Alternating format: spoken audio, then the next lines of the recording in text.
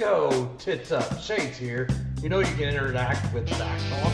You can email us at backtalkus@gmail.com. Hit us up on Facebook. The official page is BACC Talk. Fan group is the Backpack Fan Page. Also tweet at us at BACC Talk. Now enjoy the show.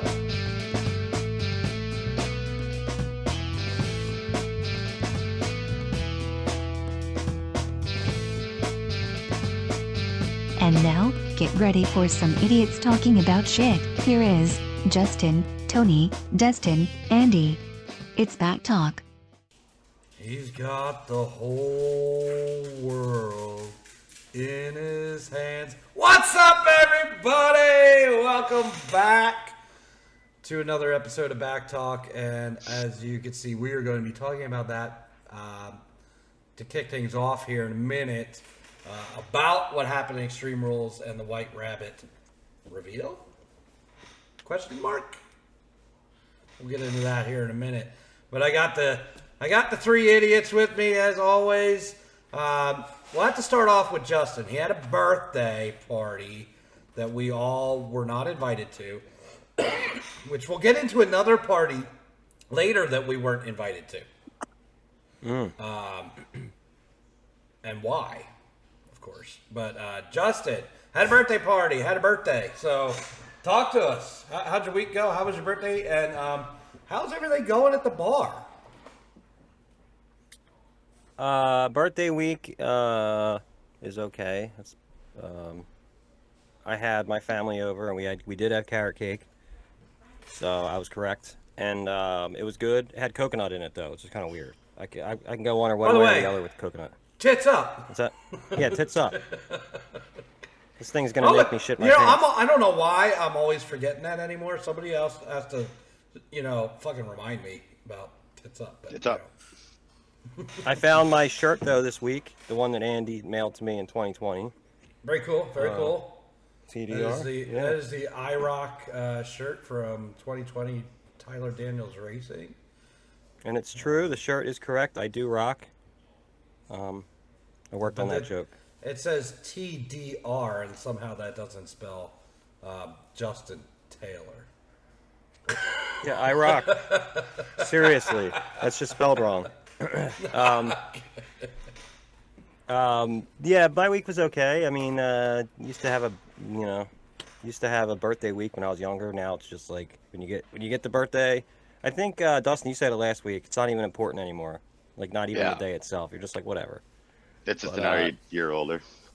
To wrap up my dumb shit, I have a winery I'm playing at the end of the month, and that's pretty cool because it's more of like a kind of different vibe gig, you know? Very good. But with all this going on, your ass must fucking hurt this week.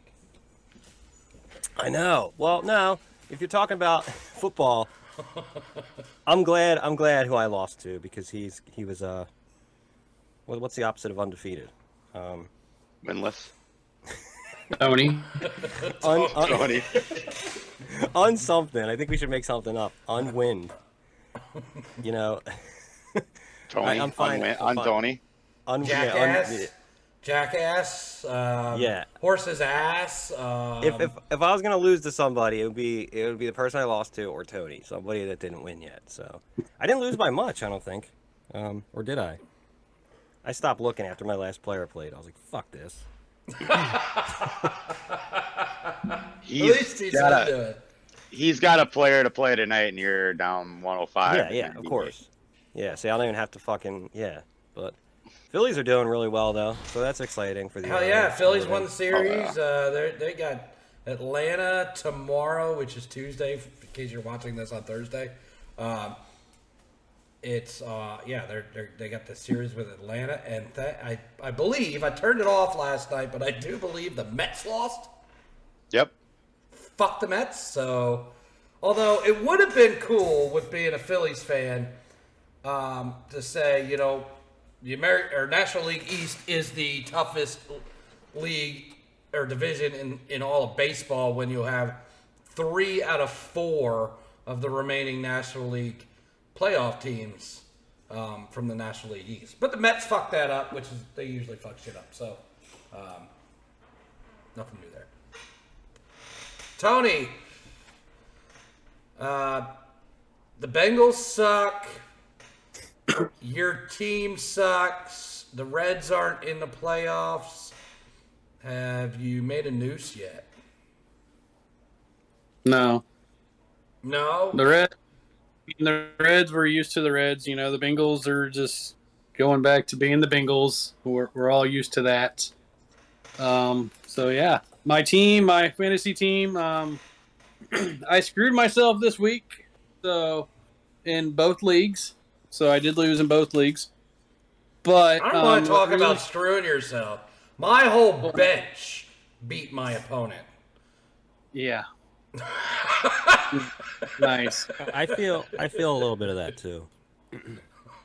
So I'm sitting here yesterday, and I'm watching the fucking Bills and Steelers game, looking at my lineups, both my leagues, and then I realized what the fuck I did. So on our league that we have, I have Burrow and Mixon. I'm like, great, I got Burrow and Mixon tonight. I might have a chance to come back in this game. Perfect. I look at my other league. My fucking opponent's got Burrow in. I'm like, son of a bitch. Now I got to root for him to do bad over there, but fucking do good in mine. Either way. So, but yeah, now wasn't... last week you made a trade for Justin Jefferson. Yeah, and that paid off good, kind of. He came and you traded away Justin Taylor for that. So let's talk about the curse of the trade here. Okay. You trade away Taylor, then automatically he misses Thursday. His first game ever missed as a pro. He's out Thursday. So me getting Taylor got fucked there. And then my team, I made some last minute changes in my lineup about 12 o'clock before the 1 o'clock games. And my entire bench beat the shit out of my opponent. Mm-hmm. And my starters fucking fell asleep. Yep.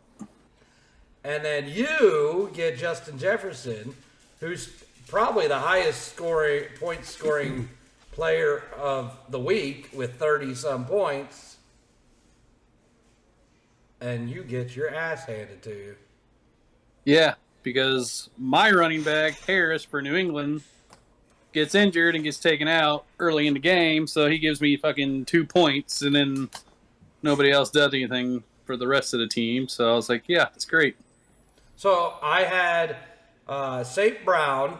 I had left him on the bench to see if he was going to be playing. At 12 o'clock, I looked, he's in the lineup. So I put him in. I benched Cooper. But Cooper puts up 20 points. I made room by trading Jefferson to put Olave in, who has had a stellar rookie season. And he goes out with a concussion in the third quarter. Right up as he scores a touchdown, and on that play goes out with a fucking concussion. So I don't know what the fuck this is. So Dustin, you got lucky this week. I still beat your bench too, so. How'd your bench do versus my bench? Because I think we're going to reverse it. Because I'd rather keep my bench than keep my starters, that's for sure. I still had 2 people to play at tonight, so on my starting lineup. So Dustin, how was your week? A lot of racing this week. A lot of racing this week. We had our Minnesota Dirt National started Thursday all the way through Saturday. Didn't really get much sleep. That was probably alcohol induced, most of it, after we were done to celebrate the night. But cold as crap on Friday night. Got down into the 30s, got to about the freezing point. So we were pretty cold, but ended up going to the bar with some of the drivers and having a good time. And Saturday put on our big show, and we averaged around 120 to 150 cars the whole weekend, and everybody had a blast on our little 3/8 quarter mile. We had the tri-state late models come into town for the weekend, and on Saturday during the heats they were averaging 95 miles an hour around our track. So that means on the front stretch, down the straights, they were probably going well over 100. But Very cool. fun. It was fun to watch. Thanks to everybody that came out, tuned in on IMCA TV if you watched on that or anything like that. But we had such a good time putting on it. We had Jerry Van Sickle come down and help us announce. We all learned a lot from him. He's a promoter at Marshalltown in Iowa, and he helped us out with a lot on how to help run these shows. And can't thank him enough. And no, it was a great time, great weekend. I mean, it was just amazing to watch Hal racing and stuff and being behind the camera for it. It was a blast. Good deal. Well, I think we're gonna have a lot to discuss here today. So, let's move it right into. We got an email from a fan. I prefer to eat pie over cake. I do want to ask the emailer, and this is why I'm not going to mention who the emailer is. Do they also prefer pie over strudel? We need to know an answer to, do you like pie or strudel better? But prefers pie over cake. The difference between pie and cake, and this is a good explanation here, the difference between pie and cake is the content of which they are made. Cake is made up of frostings and creams, while pie is baked bread made up with stuffing. So there you go. So then again, Boston cream pie would be considered a cake, not a pie. And then pumpkin. That's, Pumpkin. I guess, because of the crust. Yeah, I guess the crust would be.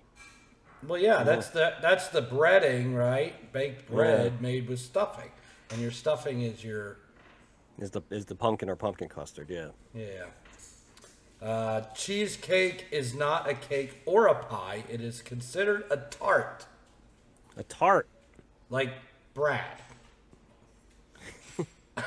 not tort. Tart. It's crazy how people are figuring out these clues. I did watch Extreme Rules and thought the way they did the reveal was pretty cool, wondering who the other characters are. Was not impressed with some of how the matches went at Extreme Rules.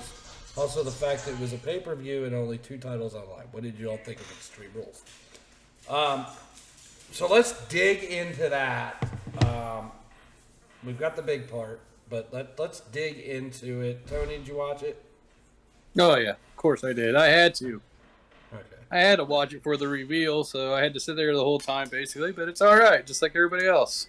And Dustin, you watched it. Yeah, watched the replay of it, but yes, watched it. And We were half asleep last night. Justin, YouTubed the reveal. Okay.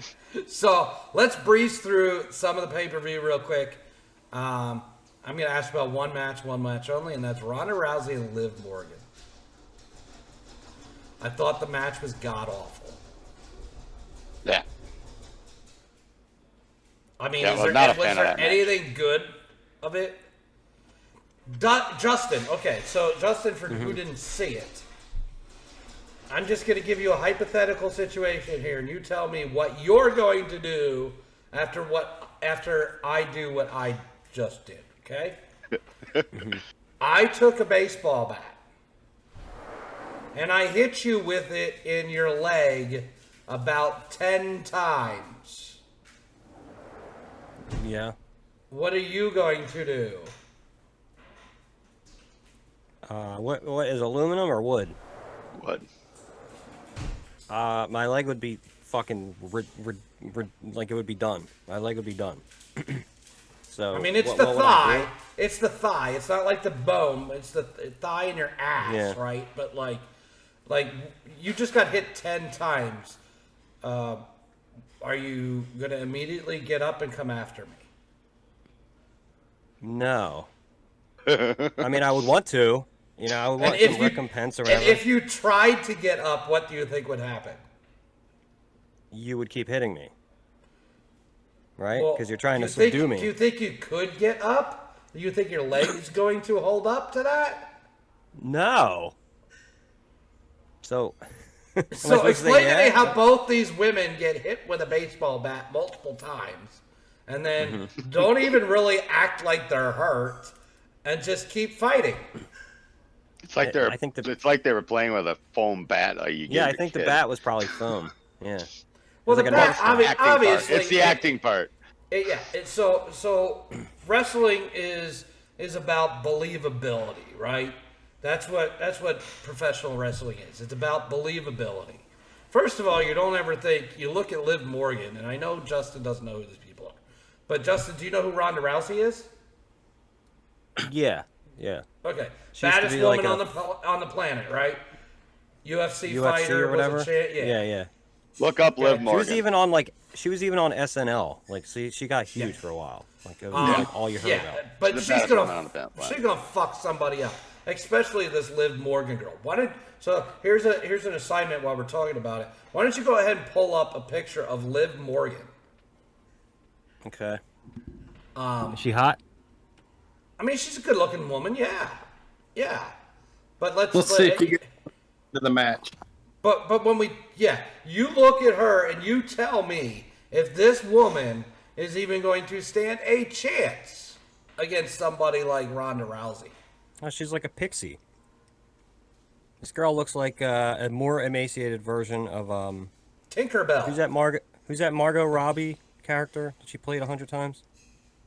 Yeah. Oh, Mr. J. Who's that character? Harley Quinn. Harley Quinn, yeah. It looks like she's trying to be Harley Quinn.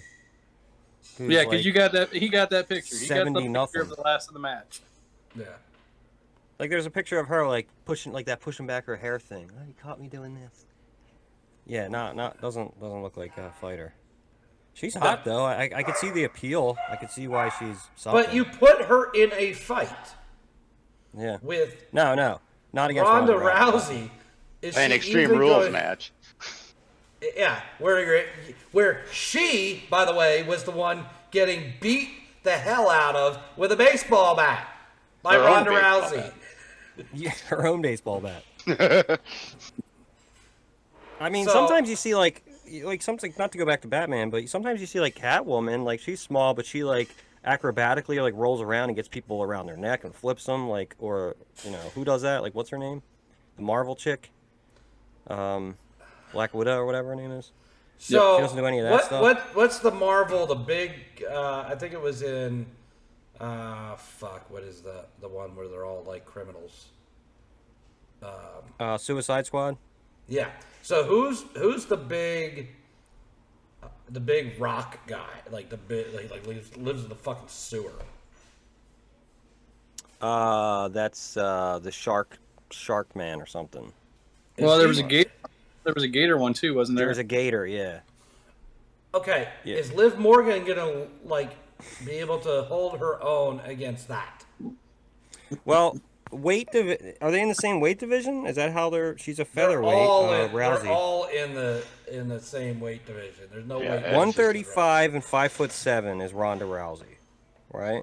What do you think, Liv? And 135 and probably 50 of that's muscle. Yeah. So 135 and 5'7", and then what do you think Liv is? 102, maybe 5'7". 5'2". Doesn't even have her fucking weight. What's that about? Well, and they could Her make weight's that. not Well, you might have found a UFC weight of Ronda. Yeah. 5'3" she is. Yeah. Yeah, she's tiny. And, skinny. If she were like a short... Oh, she's from Morristown, New Jersey. Yeah. She was born Gianna Jean Daddio. Daddy-o.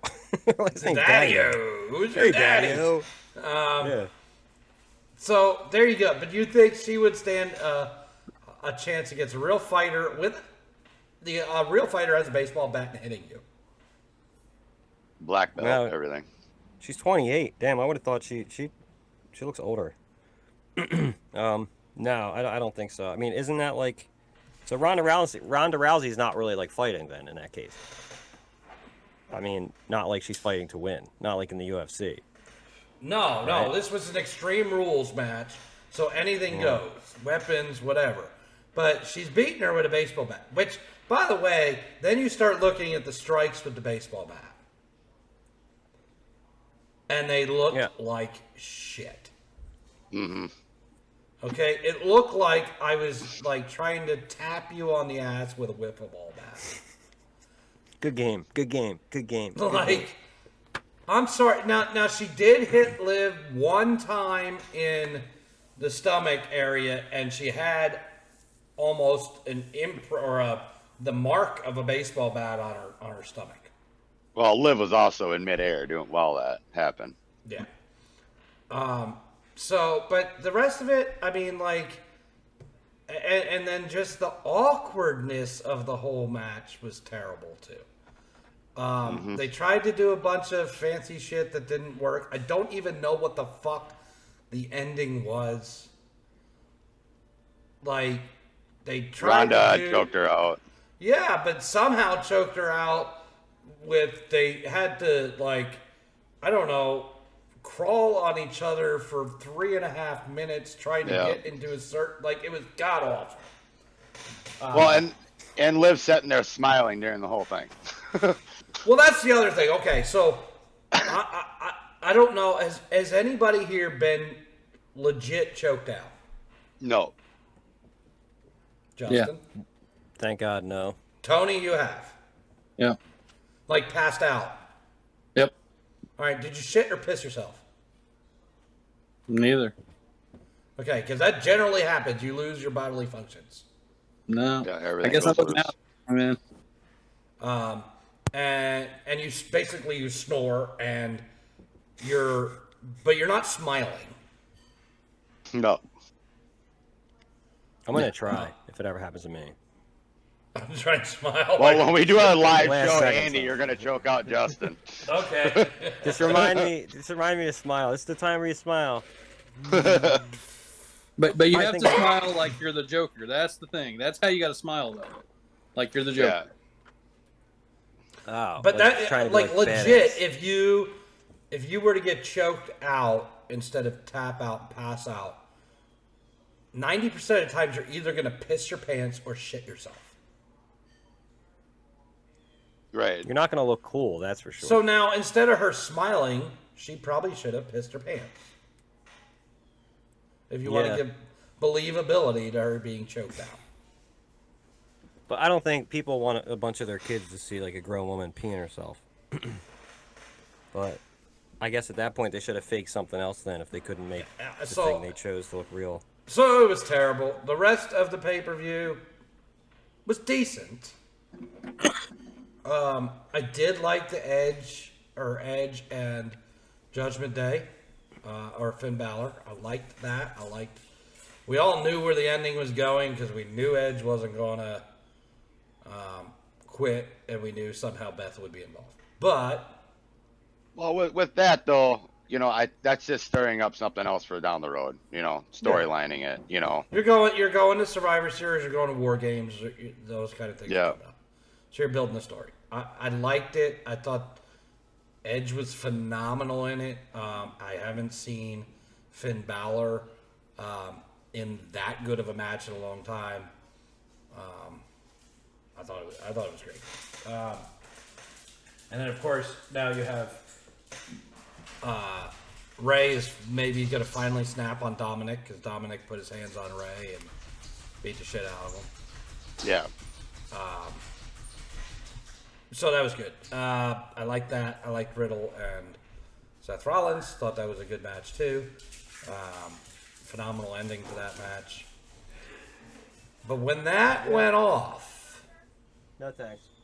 yeah, do you want to? Well, the Brawling Brutes match was pretty good too. That was a good one too. You know, Yeah. that was very awkward at stages too. It was very awkward in stages, but It's was a like good they match. didn't know where to go or what to do. Like there was times where what's his fucking nuts?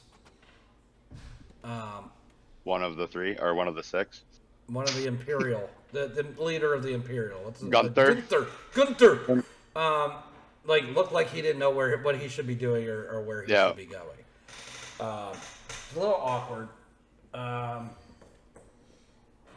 Then but so after Riddle and Rollins, the lights go off, and a song plays. Justin.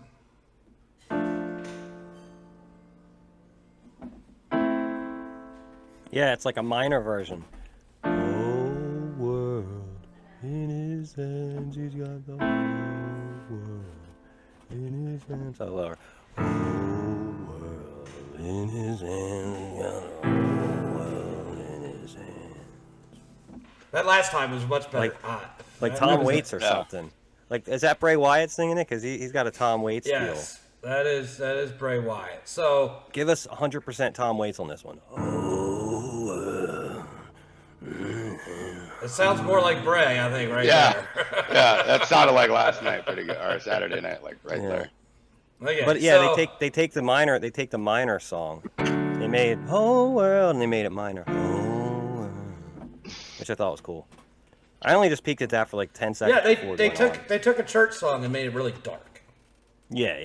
It's not the first time they've done that either. And that's a happy church song, right? You're talking about God having the whole world in his hands, right? And yeah, this version sounds like it's like the devil, and you're like, oh shit, yeah. So then you hear that, and then the camera starts panning to the different parts of the arena, and the light shines on a different character, and these are all iterations of Bray Wyatt's characters in the past. Okay, and Firefly Funhouse. Yep, the Funhouse. And then there's a door. Door lights up. Door opens. And you see the lantern. And it's Bray Wyatt. And he said it so low, I don't even know what the fuck he said. Did he say, I'm here? I don't know. I'm here. Didn't hear. So nobody could understand what he said. I'm here. That's what I thought. I watched it twice to try to figure it out. I couldn't. At least he didn't pull a Darth Vader and go, no! There were a couple things I noticed during the panning of the characters. One, Baron Corbin is definitely one of them. He's Mercy the Buzzard. Yes. I think that's the one that Yep, was like. that is the one he was. Yep, Okay. because he had the Happy Corbin shirt on. Yes. Two, was it the Fiend? When they showed the Fiend character? Yep. Mm-hmm. There was the Raw Women's Championship next to the Fiend character. Mm-hmm. Now, I don't know if that was laying there, that was like somebody in the audience as it was theirs, but you would think they would have had people clear out their shit. Well, you can keep going through the characters. I'll tell you what's going through my head here once we get there. Or if you want me to dabble in each one, we can. Not yet. Not yet. Okay. But we'll go over the Buzzard, the Pig, the Evil Bunny, the Fiend, and you had the mask of the Fiend, too. Am I missing anything? You had the mask of the burnt fiend, yeah. Right. On the announcer table. And you have the witch. Then you had the witch. Okay. Abby. So, we had a bet. Yes. Dustin. And what was our bet, Dustin? The reveal of the White Rabbit at Extreme Rules, which I said was Bray Wyatt. But was it the reveal of the White Rabbit? I think it was the end of the teasers. In all fairness of that, I do believe it was the end of the teasers, and I do believe this is how it's going. But I also said it was Bray Wyatt, and Bray Wyatt did reveal himself at Extreme Rules. Correct, but is he the White Rabbit? Not necessarily. But it's the end of the White Rabbit teaser. Do you think? Yes. I think there'll be more of them because they got to make this faction work and reveal more of it, which I think we all know that Abby the Witch is more than likely going to be Alexa Bliss. The only reason I say that is stuff that's going on. That's a toss up there. You brought up the Fiend character had. Go ahead. Where does the White Rabbit in Alice in Wonderland lead you to? Down the rabbit hole. To where? Wonderland. The Mad Hatter. Yeah. What mask was Bray Wyatt wearing, though? We don't know what that mask actually was. You really didn't get a good see. But there was a White Bunny character not revealed. That's the rabbit on Firefly Funhouse. Yeah. But I wouldn't call that the White Rabbit. So does this mean nobody's eating beans this week? Here's the question. Here's what the offer I'm going to give to Dustin. He can stand by the fact that he thinks he won this bet. And I'll take the punishment. If it's revealed later that like Wyatt's the Mad Hatter or whatever, and he's not the White Rabbit, like the White Rabbit is the one that brought, in my opinion, the White Rabbit brought Bray back. Right. So possibly Bo Dallas is the White Rabbit.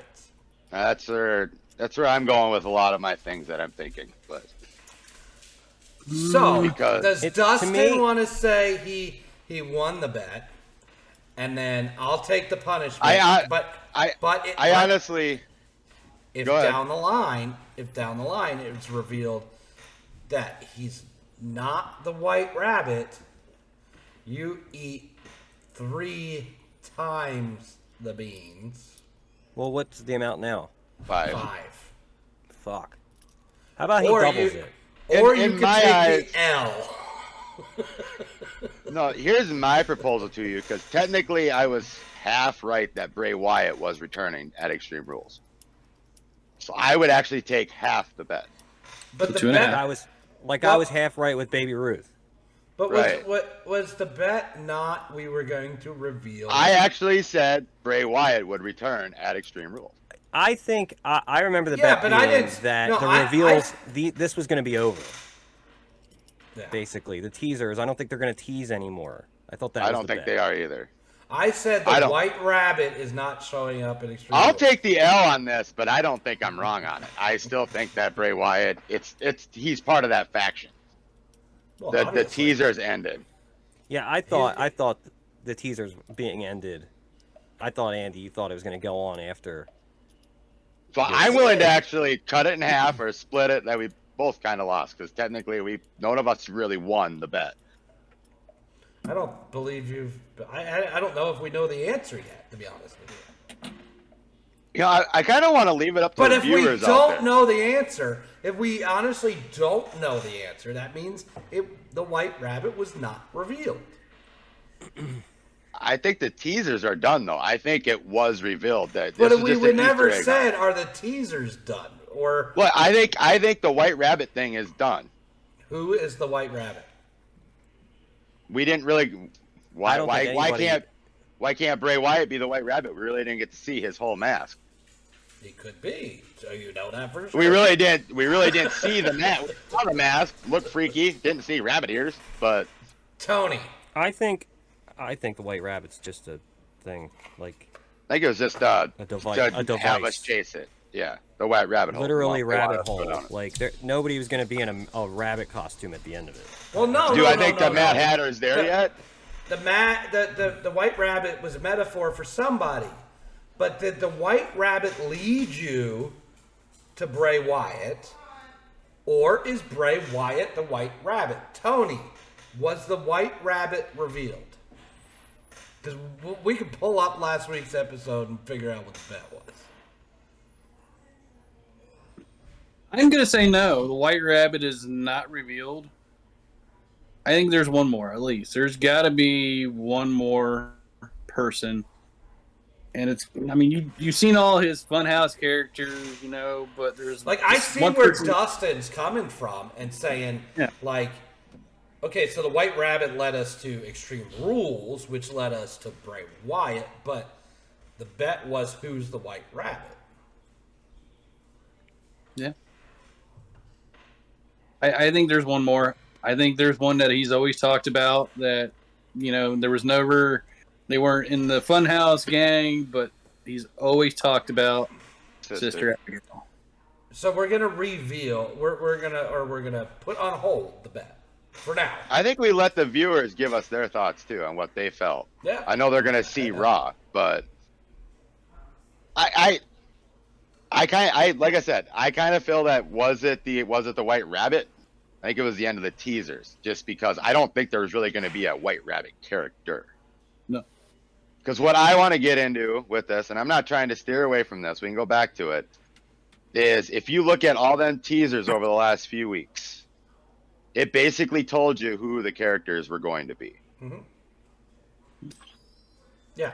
Well, I can tell you at least for two for certain is Corbin and Gacy. I know two more. Bo Well, Dallas you- and Liv Morgan. You said Bo. Bo Dallas and Liv Morgan are a couple in real life. Okay. But I think Bo Dallas is coming back, and he's actually going to be the Fiend.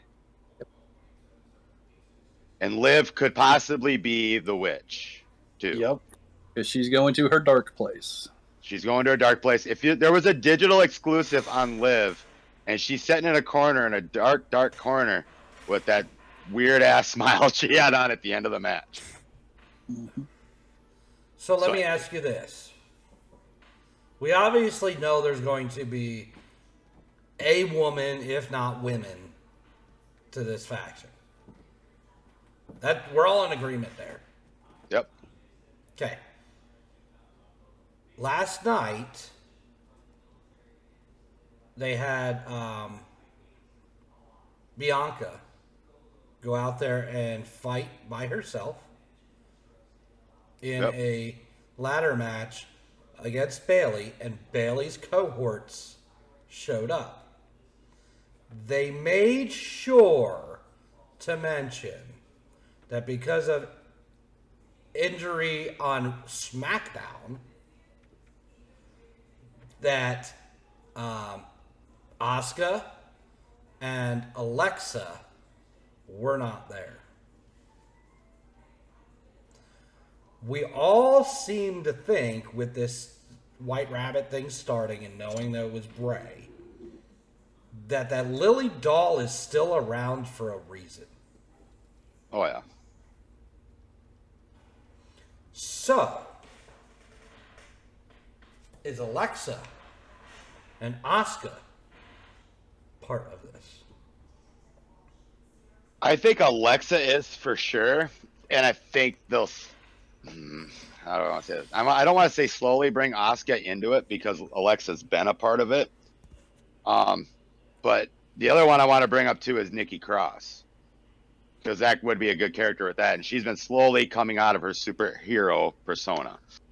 So I think it's gonna be a huge faction to the point that it's gonna be like 4 or 5 guys and 4 or 5 females. So let me ask you this, because I've been thinking about this all day. Is this the new must-see wrestling NWO faction? Could be. It honestly, to me, it comes down to the point on what. I mean, we all pretty sure it's, Corbin, Gacy for the guys. Bo Dallas is possibly there. We never really talk about Braun Strowman. He's back with the matches he's in. Is that just to get him back into shape? Could he be the Pig? We don't know. But Pig looked really small to me. I don't think, in my honest opinion, I don't think the characters that were standing out there were the actual wrestlers. I do. I don't. The only reason I say that is because they're not going to try to give too much away on the characters. You could tell by his arms and the shirt, of course, but by the arms, that was Baron Corbin. Okay, so with him, more than likely, yes. But I didn't look at it that close. But I don't think some of them were the actual characters. They were the wrestlers. As soon as they showed him, I go, that is Baron Corbin. But, you look at it and, is that still part of the teasers? We don't know. We don't know if this has ended. None of us have an idea if this has ended. Triple H, you said last week, Andy, Triple H said it's nobody that you're even thinking about. Triple H came out and said that. So, like, okay, so in your opinion, who was in the rabbit costume? Don't know. Who would you have? Would that possibly be Gacy? Again, I thought the. Or is it Bad Bunny? I did think it was Bad Bunny. So I think, honestly, you have a record label was a clue.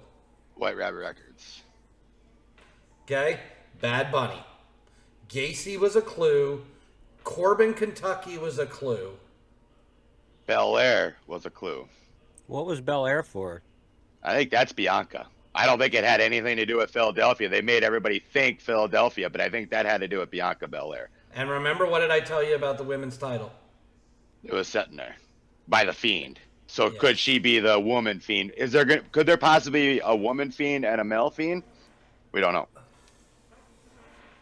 So is Bianca part of it? So I don't. I think with all them teasers, I think that's why. I think when you said that last week about what Triple H said, it's not who you're thinking, because everybody's Bray Wyatt, Bray Wyatt.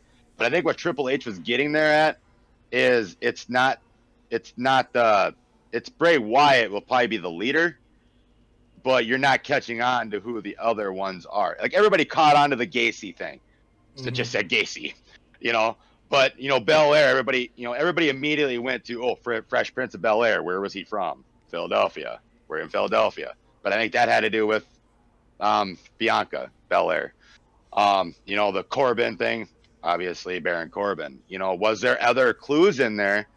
I kind of want to go back and look at all these. The record label with Bad Bunny, yeah. But even ones that people didn't catch on, if this is going to be, like you were saying, like a big NWO faction, are they going to go bigger with this? Is there like something going on there? Is there a takeover? Is this a Vince is out? Triple H. We're taking over. Right. This is not going to be. This isn't going to be. And guess, because you think about this, how it's so fucking ironic of what else is happening tonight. DX is coming back, 25-year anniversary. I think that's what you're talking about. In my honest opinion, I didn't mean to cut you off there, Andy. In my honest opinion with that, everybody's thinking that it's going to be the bloodline that comes out and interrupts DX tonight. I think it's this faction. Yep. And they're not Triple H is involved. Does Triple H do something with DX? I'm not saying Triple H turns on DX. That's a far-fetched thing. But, no. It is this new faction is coming to take destroy. over. Who killed the world? We all did. You did. So, it did say we all did that last night during the whole thing too, but it was you did from the beginning. That's why I feel there's a lot to this I agree with you, Andy. I don't think it's done, but I don't think any more teasers are going to come out there. I think the teasers are done. But I think tonight, the season premiere of Monday Night Raw, everybody's watching this already possibly seen that, or go back and watch it. It should be epic. But I think the whole DX thing, it's all culminating now. It'll be where are they at tonight? Brooklyn, I think. Yeah. I don't think there was any teasers for Brooklyn at all in these teasers. I don't know. Like I said, when everybody was going through these teasers, I mean, I honestly felt like it was Treyarch Zombies game in Black Ops. It was an Easter egg hunt. I think there's so many layers in it that we're not understanding. You're saying there was no more teasers. I'm going to point you in a direction right now, which we all kind of are thinking we're headed this direction anyway. I like a different direction. But I want you to think about this and why this was a clue where you thought the teasers were over. Okay? What was the teaser last night? Or The Saturday? bunny going to the X and falling down the hole and getting blazed by fire. And what in everybody's mind did the X represent? Extreme Rules. But what could the X represent? X marks the spot. Nope. The G-spot. Nope. DX. DX. DX. Good point. Or DMX. No, and Oh. does it You like guys I know said? Coolio died? Yeah, Coolio did die. Sorry, Andy. Yes, cool. I like where you went with that. I guess I never really thought about the X, the culminating with the X. That's not a bad way to look at it. So when it was the whole teasers were, who killed the world? You did. You did. Was it DX did? Because remember, they changed they were getting people in trouble at school. They were like, Yeah. I wasn't a kid in school not walking up and we're all sitting there DX chopping and crap. yeah. Suck it. Now, hopefully, this doesn't happen. Of course, because I think you had this with Punk at one point, and I hated it. Like, I don't want this to be a pretentious group coming out and be like, DX, you know, are too raunchy and blah, blah, blah. Like, remember when they had the girls taking off their clothes and somebody's running out putting towels on them? Like, fuck that. We don't want that. But you can't forget about Big Dick Johnson either. He was there with them a couple times. What a good name. Now, how do you have... Look that up. Big Dick Johnson, WWE, Justin. You'll see what I'm talking about. And so bringing up DX, and we'll kind of let this stew for another week and see what happens tonight. But about DX, how do you have a DX reunion without Billy Gunn? You don't? He's in what, AEW still? Yep. He's 'Cause down right now they're just advertising the 4, right? Yep. Yeah. Triple H, Shawn, Road Dogg, and X-Pac, or 1, 2, 3 Yep. Kid, whatever you want to call them. Could there be more Forbidden surprises with Door, it? Yes. was the but- door last night the Forbidden Door opening as well? I think the door opening with that blue light coming through, I think that was Bray's homage to Brody Lee. There were some pictures back in the day with him coming through a blue light and all that. I think that was an homage to Brody Lee because he was part of it. I could be way wrong on that. I mean, I've read some stuff on it, but I thought that right away when I saw it. Brody Lee passed away, what was it, a year or two ago now? I mean, they did their thing on AEW with him, but, was that Bray's homage to Brody? More than likely to. But I think you could be on something there with the Forbidden Door, too. They're beating down the Forbidden Door. In my eyes with the door, I kind of felt like that was him coming out of the funhouse, and it's not a funhouse anymore. That's kind of how I took it. But yeah, and you can take that a bunch of different ways. I'm a just million looking at ways. it like, how I do agree. you I agree have- with you. How do you have? Because I was actually listening to X-Pac talk today on the radio, and he says the only one that's not with us anymore is Jody or Joni, meaning China.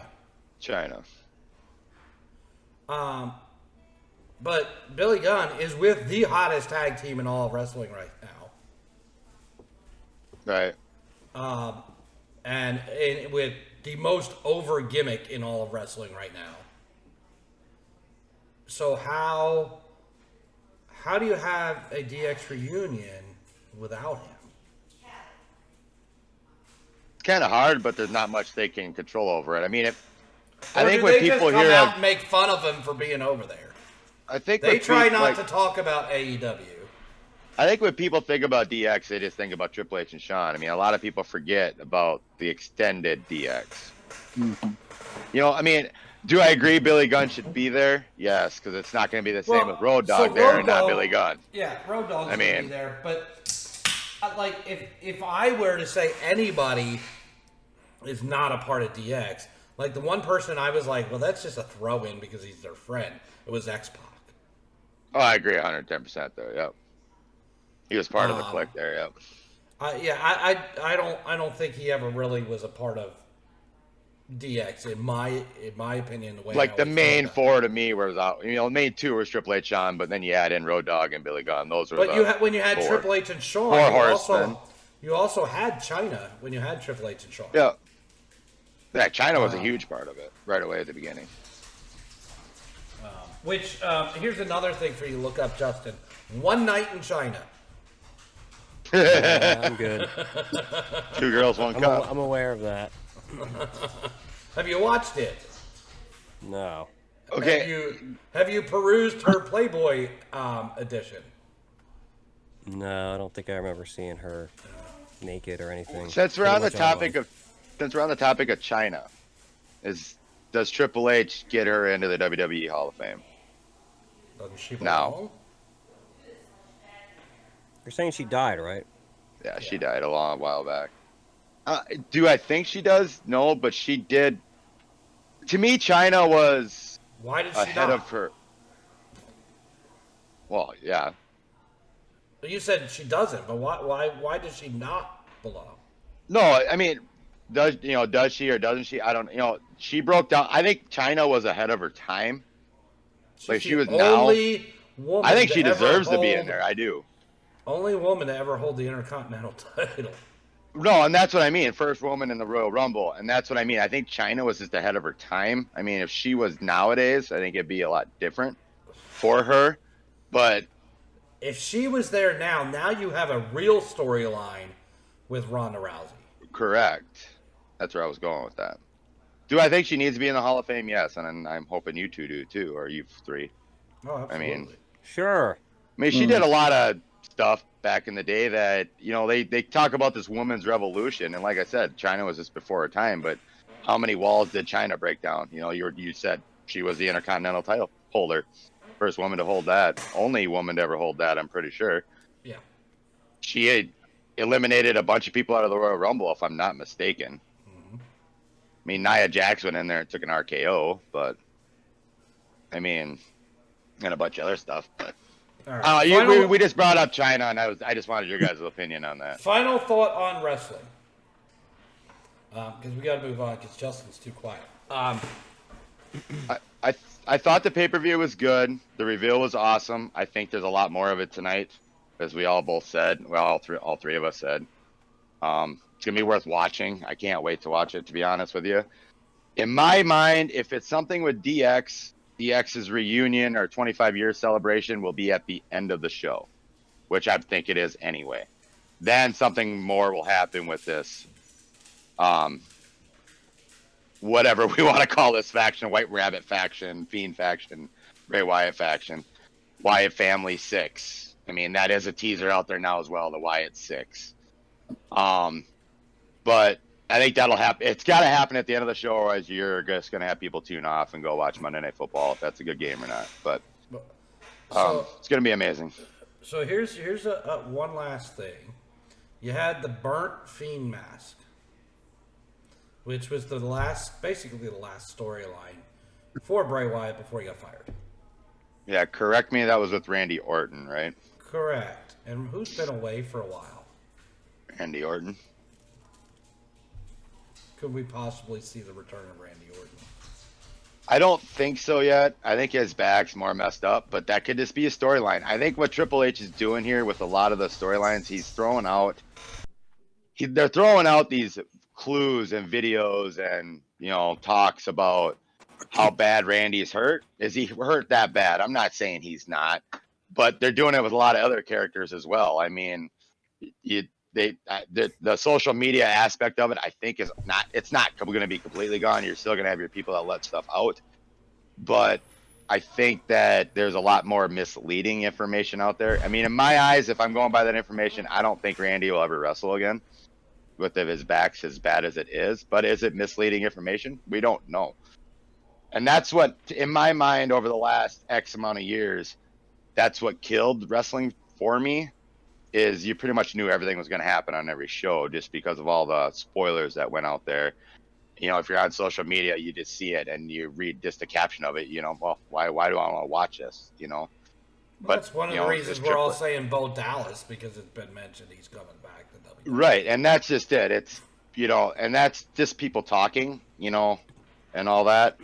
But, I mean, back in the day, look at when Triple H came back from his big injuries. I mean, they didn't tease it. They just said, oh, he's coming back. I mean, I'm pretty sure you two remember that night he came back. If that wasn't announced, how much more of a bigger pop would a Triple H got? If it wasn't said, oh, here comes Triple H out in after this commercial break. Yeah. You know, the fans didn't know he was coming out at that point, but they all knew he was coming back. I mean, you look at John Cena back at, what was it, Royal Rumble? I can't remember which one. He entered at 30. And that pop was just huge for him because no one even knew that. Yeah. You know, and I feel the same thing this year with Cody Rhodes coming back at WrestleMania. Everybody knew it was Cody going to fight Seth Rollins. I mean, with all the people were saying and all that, and people were getting pictures of, you know, them hiding Cody or whatever. But how much more of a bigger pop I mean, Cody got a huge pop, but I mean, how much bigger of a pop would he got if there wasn't anything out there? And I think that's what Triple H is going to try to steer away from, is letting these leaks go out and all that. But I can't wait I guess I can wait for Crown Jewel just because it's Logan Paul versus Roman Reigns. But I do agree with E. Meller that there was only 2 titles on the line, and they're both were women's titles. I felt like that was a letdown. I mean, to me, these titles need to be more on the line. Like AEW did that show. What was it, 2 weeks ago, Andy? 3 weeks ago?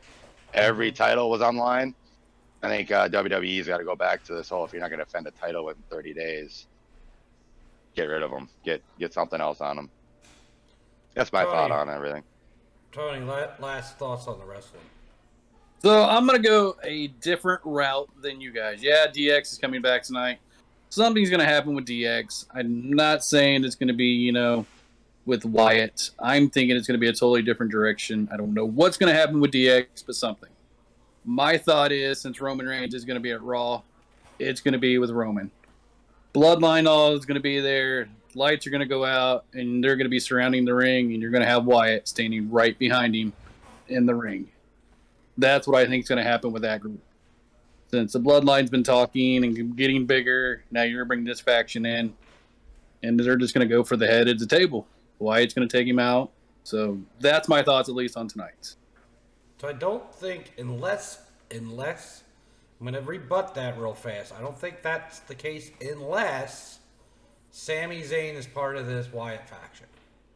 Because they are starting a storyline with Sami Zayn and Jey Uso. Yep. You know, the other thing I really didn't say, could it be something with Judgment Day too? We don't know that part of it either. I mean, we don't know who all the characters are, so that who all the wrestlers are. So we can't really say who they're going to go after. I mean, I don't think it'll be Judgment Day just because it's still going to be Edge and Beth, and I don't feel Edge is a part of this anymore, just because of how they're going with that storyline. I mean, I don't think they would put Edge and Beth in that story, in with this Wyatt 6 or whatever we want to call this faction. But you know, so I kind of agree with Tony. Could it be someone Roman? You know, could they take a head off the table? But I agree with you, Andy, with the whole DX thing. I mean, it's hard to tell what's going to happen. I mean, everything's so hidden now that we don't know. Justin's gonna have to start watching wrestling so he can get in on this. I think, in my opinion, if Justin could start watching wrestling, you know, us three have watched it for how long? If Justin could start watching it, he could probably give us a new view on what's going on, because we're all going back to when we started watching it back in the day and all that, and now went through all of this, and it's hard to reset it. So if Justin ever starts watching wrestling, it could make this even way more interesting. Or just watching clips on it and understanding it more. Not calling you out, Justin, just saying it would be a cool thing to get a newer view of wrestling. I know, like with my wife, when we got together, she never watched wrestling. And I was like, this stuff. And she's like, yeah, but I see this. It was a whole different view on where wrestling was going. And it's pretty cool to see that stuff. So with that said, Mondays and Fridays, just DVR it. Watch it at your leisure. Yeah. Yeah, I don't even think I could do it for like 20 seconds. I mean, the gobbledygooker is good because it's like watching a bad movie on purpose. What we could do is actually do a viewing together and try to talk him like, hey, this is what's going on. Off camera, of course. Yeah. You know, watch the show together. And then, you know, help him out through it. That way he's in, you know, If he wants to. I'm like I said, Justin, no peer pressure on this, but I think it'd be Watch nice the to see a fucking new show version is of what it. he's saying. He's saying watch the fucking show. Yeah, I would just it would suck if I was gay and like I had to date dudes and then the dude that I dated watched wrestling. That's all. I'm Yeah, gonna but the say. women on there are hot, and you see the women a lot more now. I guess, but there's hot women everywhere, and you don't have So, to watch wrestling to see Are it. you into horror movies? No, it's usually case by case analysis for me. I don't like specifically like horror movies. Sometimes they're good, but my problem is tropes. I can't stand tropes, and it seems like wrestling is all tropes. So, you know, I like think you were just Andy was saying, trying to. Go ahead. you were just saying like that Ronda Rousey thing, like that would just bother me. Like, well, no, this isn't a real fight. Like, I could just see this is so fake because, like, everything he said is just like, okay, well, I'll just watch like John Wick, like pretend to kill people in like a good movie. I would sooner watch UFC because it's real, but I can't get into wrestling. Okay, so that's a perfect segue to something I want to bring up. Yeah. You just Good. said the magic words that I have come to the disbelief of. Tropes. UFC is real. Yeah, what, you don't think so? Well, I mean, I guess everything for ratings, We've- they'll do anything they can at this point. We've kind of touched on this before, but yeah. But I want to deep dive it now. And I think Oh. Justin, being I guess you watch some UFC, right, Justin? I don't. Well, no, I don't want to watch violence at all. But if I had to, I'd want to watch something that was real. So now you talked about if you were gay, but you're just what, a pussy? Yeah, I guess so. That's why That's why he's the manager of our fight with Paul boys. If we ever Yeah. get it. Yeah. Well, it's gonna be a fake fight anyway. So Well, let's just say like I dated a girl once or twice that wanted to watch, wanted me to sit down and watch that horrible show that takes place in the hospital. You know, you're gonna say which one? And it's the one where everybody's hooking up. You know, it's not like the one where people have heart attacks and they're doing cool stuff medically. It's the one where it's like everybody's hooking up in this stupid ass hospital. And I was just thinking, like, for women, it's like, oh god, I hope this guy I matched with on Tinder doesn't watch wrestling. You know, that's all I'm saying. He started Like, talking like- about a hospital show. All I thought about was Scrubs. No, that's okay. I mean, that show tanked. That show tanked and started enjoying the smell of its own farts after too long. But the Right. show I'm talking about is still on. I think Grey's Anatomy. I was like, I had to watch, and I had to watch Oh, 2 yeah. hours of that, 2 different episodes, and I'm like, this is just the worst fucking shit ever. And I don't that's for me. You know, I don't think appreciate Grey's the people- Anatomy's on anymore, but no, No? I never watched an episode of it. I'm like, yeah, and she's with him, and he's like, but when are they gonna go to work? You know, When are they gonna go perform open heart surgery? like I don't give a fuck. You know, So- if it happens to happen in a movie I'm watching for other reasons, like, oh, those two are hooking up. Okay, cool. That's not important. so like, this the whole show, point, like, yeah. this point is gonna make perfect sense to you on Yeah. why I think the UFC is fake. Yeah, it probably is at this point. You don't know a fucking dick about wrestling, right? Yeah, I know Hulk Hogan. Okay. I remember And Hulk probably- Hogan days. And probably John Cena and The Rock. Right. Okay. Yeah, I know of them. I He don't knows know the enough. big names. I if- think the if- last You've heard time of I the had big to names. watch wrestling, The Rock was wrestling. That was it. Like the last time I If- actually watched a wrestling thing. Do you think it would be a good idea so you're a music guy, okay? Do you think it would be a good idea to have WWE hire you as their main announcer on their flagship show?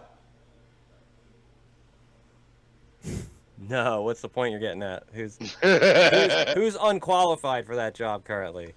So there is the guy who says he doesn't know any, or has said he doesn't know anything about wrestling. Has said that. That is a UFC commentator, UFC guy. Is it Joe Rogan? No, No. has now been hired to be the main voice of the flagship show Monday Night Raw for WWE. Yeah. Yep.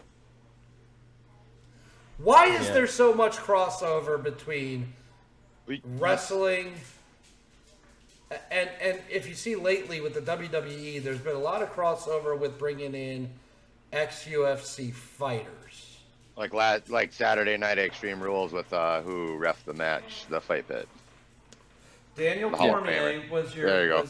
was your referee who's never been in WWE, has never done anything with WWE. He's never been a referee for WWE, but he is the special guest referee for the Fight Pit between an ex-UFC fighter in Matt Riddle and Seth Right. Rollins.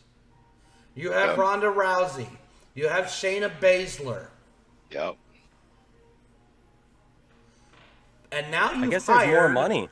You've hired a guy that was a UFC announcer that doesn't know shit about pro wrestling, that's never called pro wrestling.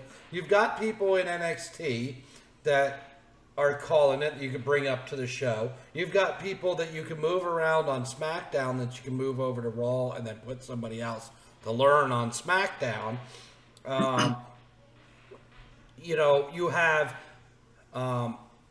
WWE's developmental is now at Full Sail University, Yep. which there is a degree program at Full Sail University for sports broadcasting. So you could hire somebody out of that.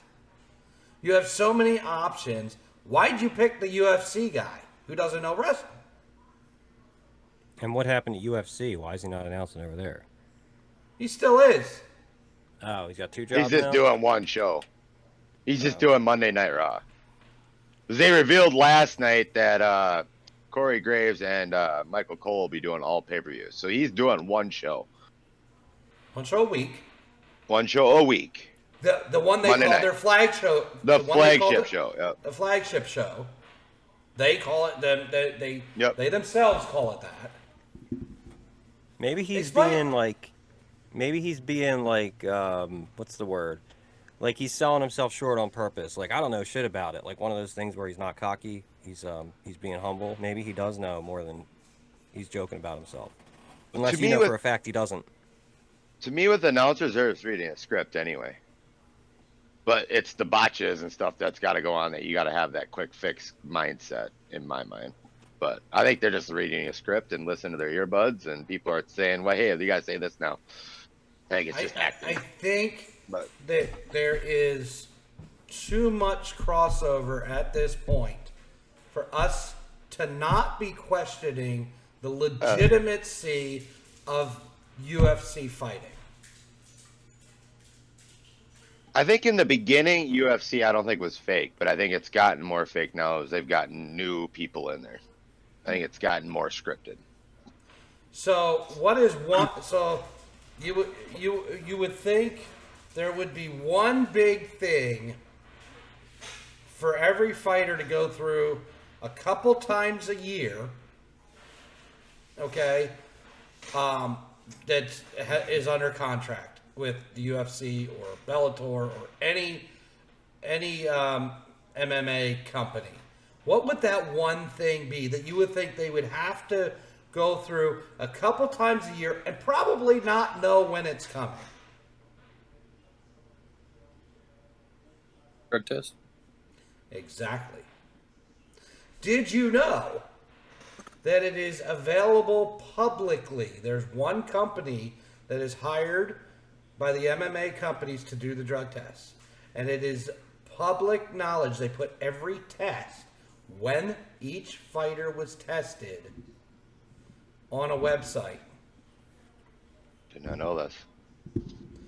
There's one fighter, one big fighter, big money draw fighter that has not been tested in over a year. Connor. Conor McGregor. Why? Are we bulking him up? Are we bulking up Conor to bring him up in weight? What do we do? Why is Conor McGregor not subject to everything that everybody else is? No idea Because he's whatsoever. Irish. Yeah. Now he's been out with an injury, okay, and it's well known that professional athletes, doesn't matter where, use performance-enhancing drugs or steroids to help heal during an injury. But he's not been tested in over a year. Is that because he's not competing because he's not injured? They don't have to test him? I'm not trying to debunk your stuff. I'm just asking that. I don't know much about UFC anymore. If you're a registered UFC fighter or MMA fighter, do you have to do these drug tests? Yeah, you're open to drug testing. If you're under contract, you're open to drug I'm just testing. asking the question because if he's been hurt and he hasn't been fighting, which I don't remember the last fight he actually had. He's your big Also, ticket fighter. But Is there somebody who's hurt and not fighting in his position that has been drug tested?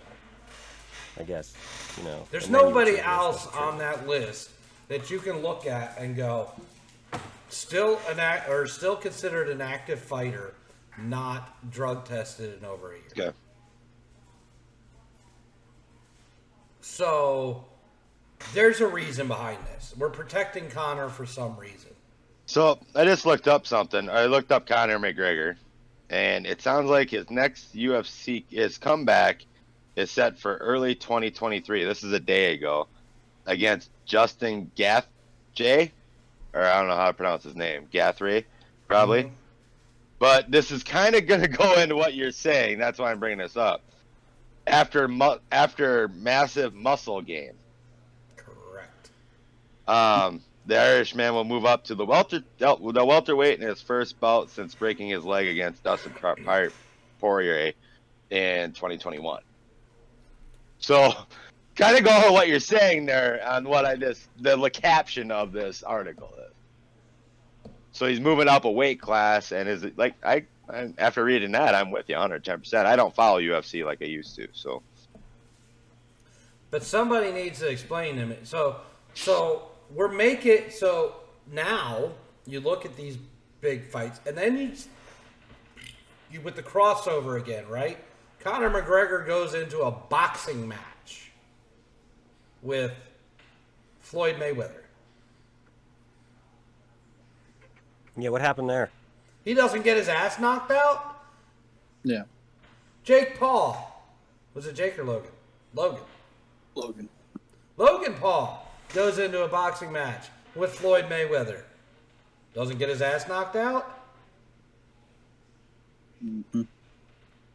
This is now entertainment. This is no longer a physical sport.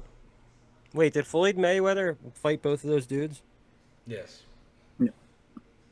Did he fight both of them at the same time and lose? No. Floyd Mayweather won both fights, but didn't knock either one of them out, and neither one of them is a boxer. Yeah, went the distance on each one. But was it one of those things where it's like, what is there, like a not in the face clause in this fight or something? Did it feel like that? No. And it Oh. wasn't an exhibition 3-round fight like a butterbean fight. It was a 12 round. a legit 10 round, because I think 12 10 rounds are reserved for championship Title belt. fights. Yeah. Legit 10-round fight, and he didn't knock him down. He didn't knock him explain this to me.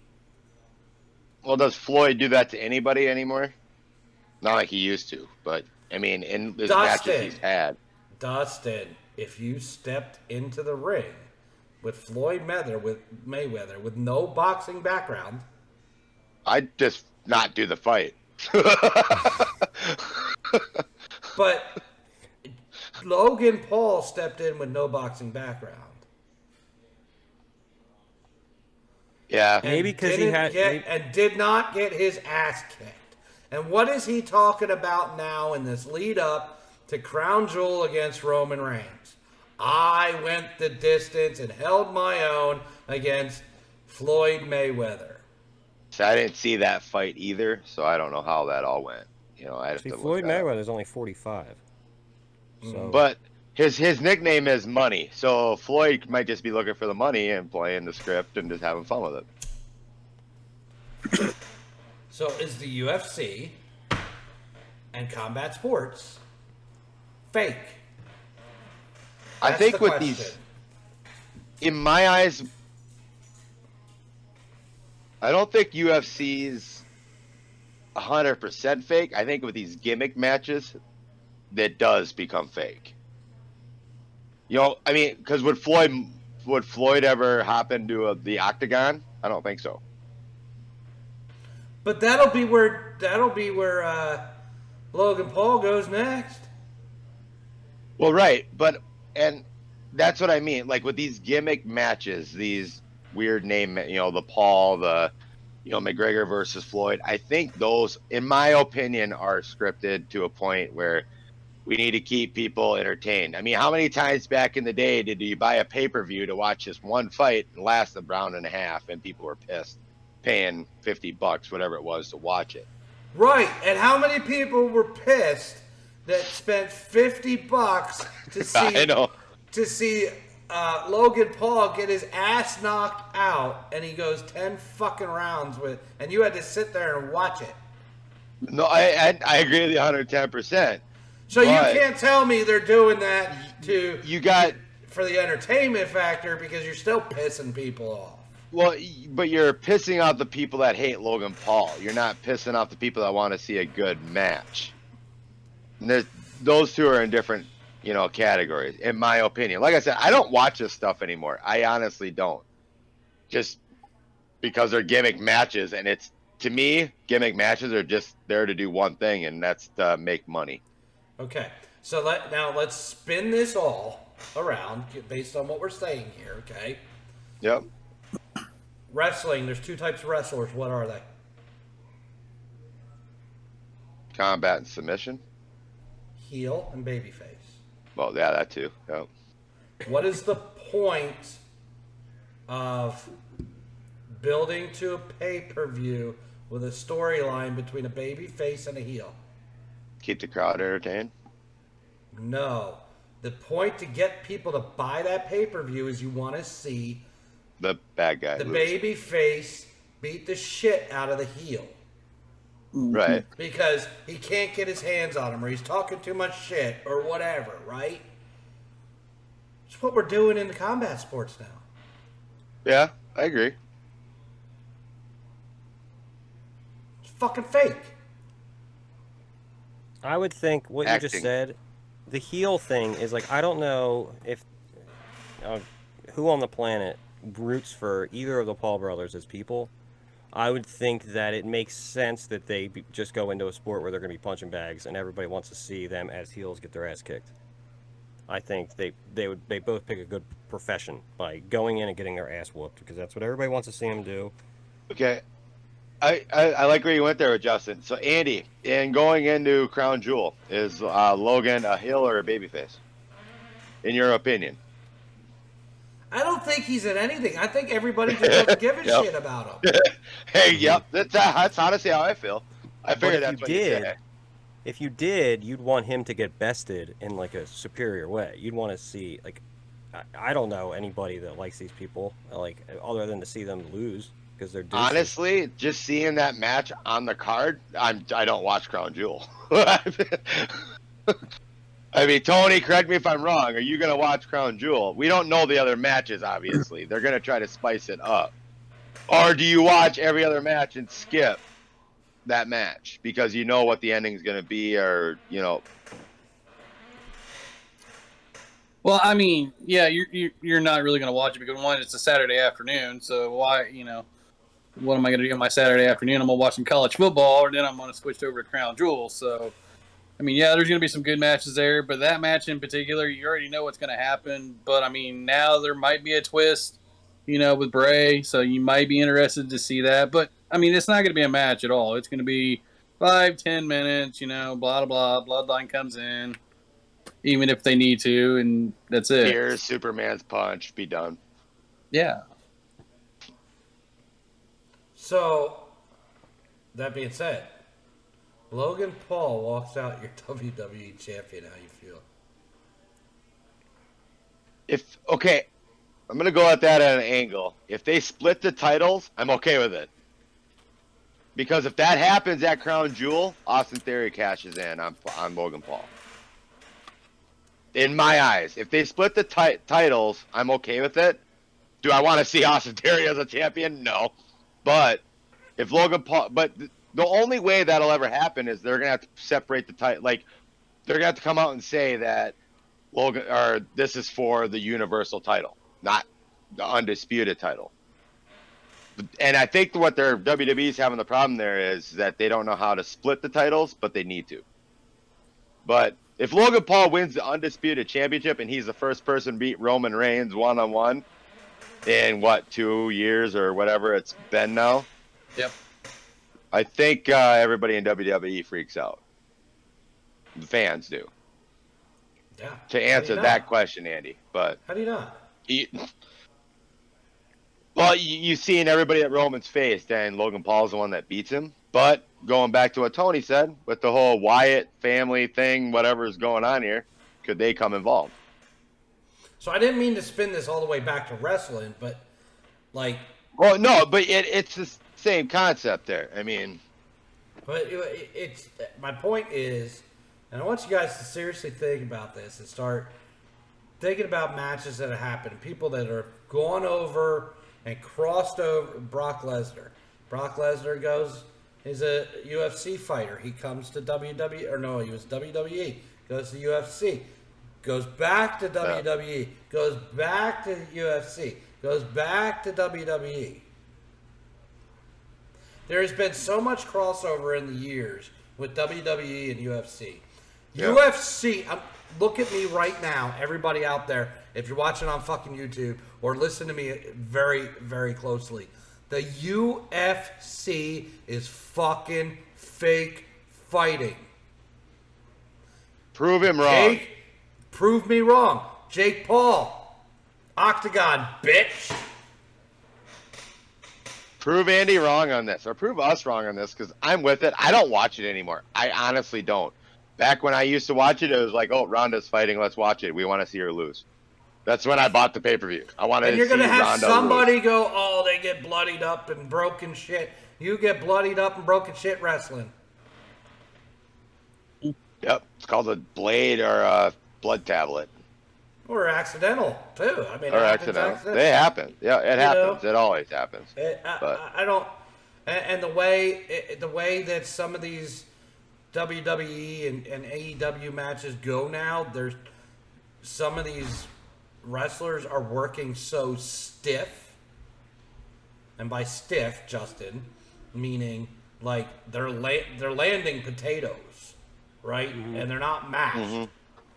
Mm-hmm. Like the bat. Yeah, they're landing shit, and they're doing it to try to, I guess, bring some realism into it where. Because they've all done fucked it up. Like, you know, used to be a punch, like there used to be a finisher called the heart punch. Oh. And it was a punch to the chest, and it put your opponent on the mat for the 1, 2, 3, and you're done. Or the elbow. You got you got tornado DDTs off of ring aprons, and guys get up 2 seconds later. You've got, you know, Death Valley drivers that guys are getting up and doesn't affect them. You've got DDT. Jake the Snake Roberts has got to be the most pissed off person in the world because they fucking have ruined the DDT. That was his move. Nobody ever kicked out of it. Now it's just a secondary move. Well, and now you bring that up, and I feel like us as veteran viewers of WWE, WWF, WCW, wrestling, pro wrestling, I think we're the ones that are more pissed off about it as well because we're like, we used to see this as a finisher. Now it's just a move. Right. So, but I don't want to hear, so now they're into, laying their shit in. And if you ever listen to Bully Ray, Bubba Dudley, whatever you want to call him, he'll tell new wrestlers, lay your shit in. Yep. Okay. And by that, we're landing potatoes now. These chops You look at Gunther and Sheamus, and their chests are fucking, you know, just beat up. Welted. Yeah, from these chops they're giving each other. Like, they're just laying shit in anymore for whatever fucking reason. Yep. It used to not, because a DDT or a heart punch won't take somebody out now. So don't tell me that they're getting punched in UFC. They're hitting each other. They're fucking doing the same shit in WWE.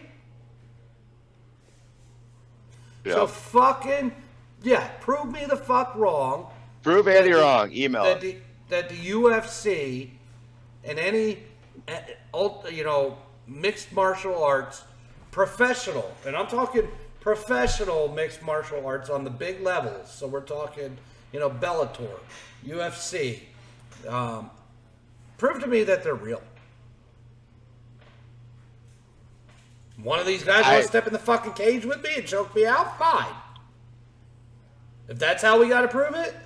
But until you fucking prove it to me, I'm going to sit here and tell you that with all the shit I've seen lately and things that are going on, UFC and mixed martial arts professional fighting is fucking fake. With that too, I mean, how many moves are we seeing that they do in UFC, like the triangle choke and all that, rear naked and all that? How many of them are getting put in WWE nowadays? Or in professional wrestling? They're always in wrestling, and now they're not even finishers, right? You apparently, if you get put in triangle choke in the UFC, like, you're done. You're tapping, or it's pass out or tap out, one or the other. Yeah. WWE, they're picking them up, throwing them on the mat. Yeah. So on the other, let's talk about that. So on the flip side, if you're a UFC fighter, are you fucking pissed off that you do all this training to put, into learning these moves and being able to put people in these submissions just for the WWE to make it look like it's nothing and you just fucking get out of it? So are wrestlers stronger and tougher than mixed martial arts fighters? Yes and no with that. To me, it's how you apply the hold. Go ahead, Tony, since I'm away from the computer, but that's just how I feel about it. No, it's not saying they're stronger. It's just, it's kind of like what Dusty was saying. It's how they apply it, but it's like, just like in the fight cage, they're sitting there, he's got him in the triangle for at least a couple minutes, and Rollins is picking him up, throwing him up against the cage, one side, on the other side, back down on the mat, and then, next thing you know, Rollins is tapping out to it. So it's like you said, UFC, if you get put in that move, a few seconds, you're done. So I'm going to say this right now, with seeing it and the way they're bastardizing, mixed martial arts moves, I'd much rather fight a mixed martial artist than I would a wrestler. Mm-hmm. Yeah. Right? Because wrestlers, they can get out of shit. They can take more punishment. Plus, they have a blade somewhere. Yeah. It might stab you. I mean, fuck. And they're so tough they get hit with baseball bats. I don't know many UFC fighters that would get hit with baseball bats and still fight. Yeah, the possibility of getting hurt with any kind of, what do they call that, a multiplier, is like, even if you're holding your whatever, you can still get hurt with something. Who's the guy that fell and died? Owen Hart. I mean, some crazy shit happens. Like, when's the last time somebody died in, like, the octagon or anything? That's UFC, right? Yeah. Or yeah. Like, not like they don't have like anything like that happen. So like that, it's got to be like, I mean, there's enough hardcore in wrestling. I would say, if I were gonna watch either, I mean, it doesn't matter. I don't think that whatever fakeness in wrestling is enough. It's still more. It seems like more interesting than UFC. The thing is, UFC is being fake now. The thing is with Owen Hart, that was an entrance mistake, accident. That really wasn't a stunt or anything? Wrestling. It was, yeah, it really wasn't a match incident. That was more of an entrance. Am I right on that, Tony? Yeah. If I remember right. He was the blue blazer. Is that right? He was coming in from the sky, rappelling down or whatever. So that really wasn't a match incident. The cable broke, or I guess I don't remember the whole story on it. Tony might remember more than me on it, but yeah, I mean, that's all it was. He was coming halfway down, and I guess the cable or the harness kind of gave way, and he just dropped the rest of the way. So and fell on top of the ring post. And obviously, they didn't make that into it. That was being filmed, right? I mean, it was live. Oh shit! Yeah, and that's the only way that you could see it anymore is if you were there live. They cut it out pretty much from everything. Like even when WWE Network came a thing, now on Peacock, you can go back and watch that pay-per-view, but it's all cut out. Yeah. Yeah, the only way you saw that is if you were live there at that event. I don't even think they showed it on TV at all, if I'm correcting right. They just came across and said, we hadn't, they kind of had the cameras way panned out and not even on it. Am I correct right on this, Tony? I didn't see the pay-per-view. I honestly didn't see it live. I don't know if either one of you two did. I remember bits and pieces of it. I mean, yeah, I seen live, but there are videos out there of people with their old-fashioned recorders and stuff. It's not like they were all sitting there with cell phones and recording it. I mean, I don't know. Did you watch that pay-per-view live when Owen Hart died? No, I did not. Yeah, I would say I think we're out of that realm. I mean, we were alive and knowing wrestling then, but I didn't watch pay-per-views then. But if I remember right, I remember him just saying that, like, if you actually go watch it on on Peacock now, it just cuts it out. It doesn't even show anything on it anymore. But I think back then, they just said that Owen Hart or the Blue Blazer had an accident. And you can't find that footage anywhere. There's one clip out there, if I remember right, and I tried to search. It was a long time ago. I don't know if it's out there anymore, but it was a fan there with one of them old, like the old style. I think the WWE recorders blocked it. They might have now, yes. This was a long time ago. I remember looking at it. 99 it was when it happened. So yeah, 99 was when it happened, yeah. You're talking nobody had a phone that was doing shit. No, there were bag phones in cars back then. You snuck in your Panasonic Polaroid. You're going to laugh, but I was definitely watching wrestling at that point. I wasn't watching that. I wasn't doing pay-per-view, but I was watching it at a friend's house. Still watched it when it came on. Yeah. Non-pay television. So. But. Yeah, that was the era because I wasn't 21 yet. Just ever since then, they don't really do the, I don't call them acrobatic entrances anymore like that. They've never really done anything from the sky or anything like that. I mean, they did it with Undertaker, I guess, that one time, Tony, right? They brought him in from the air with his wings. Was that after or before the Owen Hart incident? I don't know.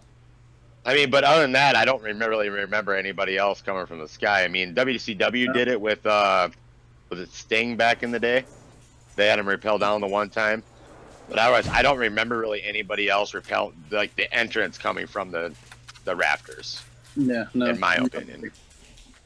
I believe,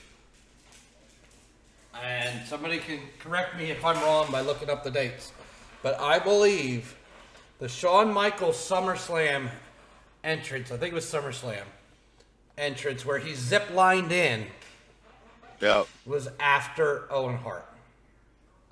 It might have been. No, I forgot about that one. But yeah, he zip-lined in from one rafter to the ring. And I believe that was more like a zip line thing, though. That really wasn't a rappel down, though. That wasn't like letting him down. He zip-lined in. That's saying 96. That was 96? Wow. Yeah, and Owen Hart died in 99. Yeah. Unless he did it a few times. I know the one he's talking about, and I can't remember the year, if that's the one you're talking about, 96. I believe it was SummerSlam, and I believe it was for the ladder match with Razor Ramon. Razor, I believe. The first ladder match.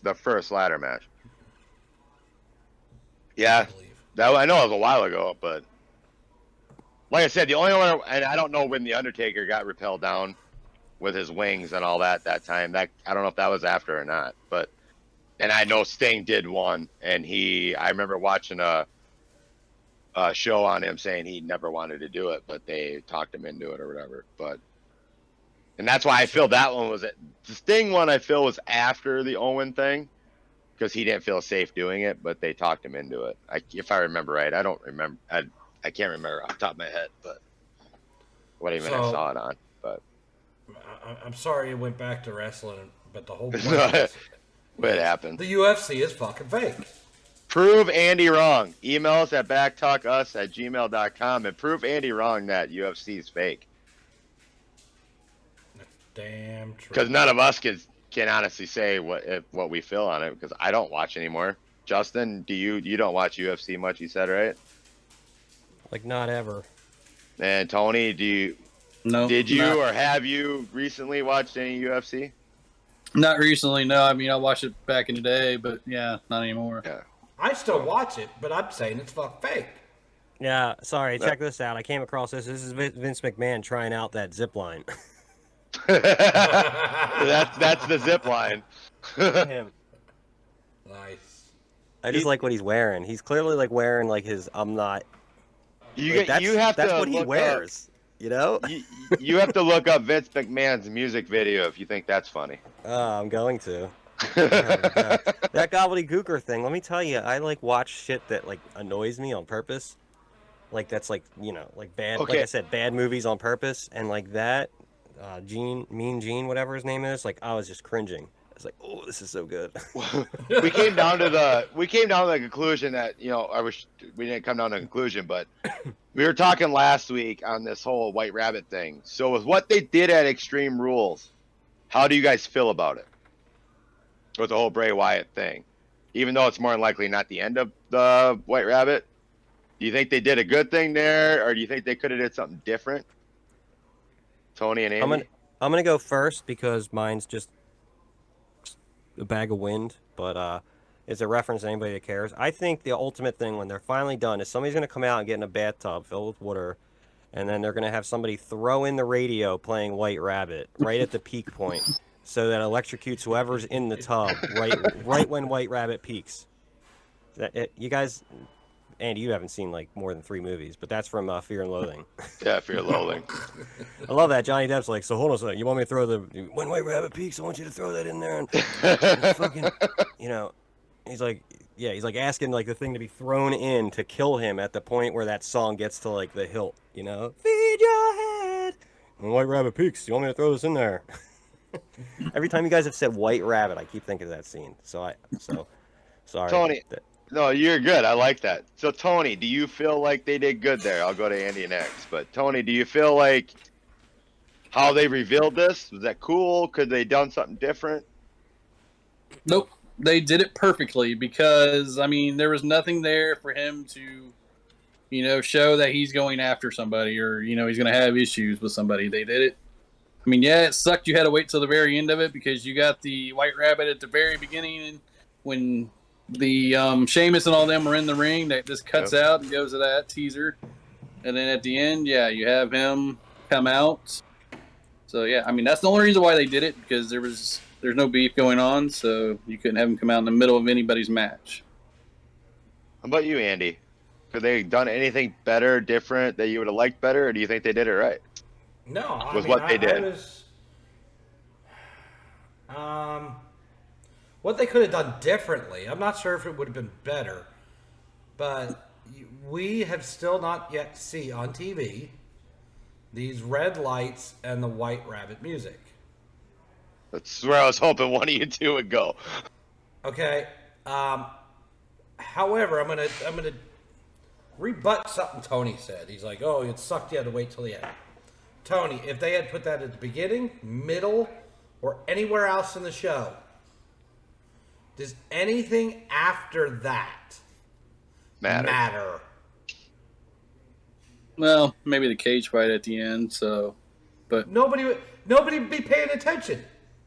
They'd be on fucking social media trying to figure out who the other characters are. What was there a QR code we missed? Was there a QR code we missed or anything like that? Yeah. Maybe a little bit You something couldn't more. put it anywhere but then. Yeah. and have the rest of the show matter. Because there were some phenomenal matches last night and performances by these people. Like I said, Riddle and Rollins, I thought their performance was fantastic. Right? Edge's performance in that I Quit match, just his body language, his facial expressions, the way he said I quit before they hit his wife with the chair. Like, it wasn't... You've seen how many I Quit matches and the person screams it. I quit, I quit, I quit, I quit. Uh-huh. He's just looking at his wife, trying to save her from getting hit with a chair in the head, going, I quit, I quit, I quit. Like, real softly, like... It made you feel like in the moment there, yeah. It gave you emotion, right? Yeah. And that, Justin, is regardless if we know that it is a scripted outcome, the emotion that some of these people can put into you is why we watch this. And I will tell you, we all knew it was Bray. Yeah. We just didn't know who else. I got goosebumps. I was smiling. Hell, I'm almost crying. When I knew it after I watched it because it went off and I had to find it on the internet, and I still watched and still got the emotions. So us three have all been to a live show, correct? We've all been to a live event, AEW, WWE, correct? Yes. Can you imagine being in that arena when that happened? Being in Philadelphia at Extreme Rules. Jeez. I will tell you why it happened when it happened. Go ahead. Where it happened. Go ahead, caller. WWE owed Philadelphia so much for putting them through a Roman Reigns Royal Rumble victory on one of the biggest pay-per-views. And as a person who was sitting in the audience that night, you were there that night. Fucking horrible. Yes. You were in Philadelphia at the Royal Rumble. I was at. Nice. We gave the tickets to Brendan for his birthday in October, and of course we're from Philly area, so we just traveled out there and visited family and went and saw it, and to say he was booed out of the building and you really thought people were gonna riot, like, that's what people say. I was fucking there. Well, that's how I felt was gonna happen, and like, just hearing that you were there. You have The Rock come out. This is after TV came off, right? I think I'm not. I didn't watch it on TV, so I don't remember The Rock coming out. Do you, Tony? The Rock came out after his victory on the Rumble to congratulate Rome. Yeah, maybe that was on. I can't remember. They booed the fucking Rock out of the building. I mean, Philly booed Santa Claus. That's the famous thing. So, but no, I don't think I know what Andy's saying there is because watching it live. I mean, we all were saying it. We had like 20 people in my house watching it, and the main wrestler fans that watched it said that, if Roman wins this, it's going to be a riot in Philadelphia. But I think it would have been a riot anywhere you went. Everybody there was chanting for Rusev to win at the end because nobody, and you have to understand, Justin, at this point in time, Roman Reigns had done nothing to deserve a push from the powers to be at WWE. And all they were doing was shoving Roman Reigns down our throat. Yep. And nobody wanted to see him be the top guy because he hadn't given us anything yet. It was like... Is this the guy that's related to The Rock? Yes. Okay. So, nobody... For years, and I think just now with the Bloodline storyline, are people starting to actually accept Roman. And it took Paul Heyman to be that mouthpiece to get people to accept Roman. Like, and I'm telling you, yeah, you talk about being at a live event where the emotion is so, like, there was not, there's a thing in wrestling where for your live crowd, you're supposed to send them home happy. Yep. That's why they do the dark matches. They have the dark matches. They have somebody, when the show goes off, come out and talk. And, you know. But they tried that with The Rock. Yeah. Here's some fun stuff, Justin, for you to just look up after Raw. Right? Yeah. And you'll see some funny stuff. Like, do you happen to know who Booker T is? I know where Yeah, you're the going musician? No. No, a wrestler. Oh no. So he does a breakdancing move. It's called the spinneroonie. Yep. He basically spins on his back. He does it all It's the time. probably one of the funniest after Raws ever.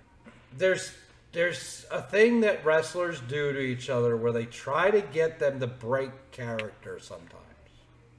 Because you're on the road so many days, and at some point you have to have some fun and do something different.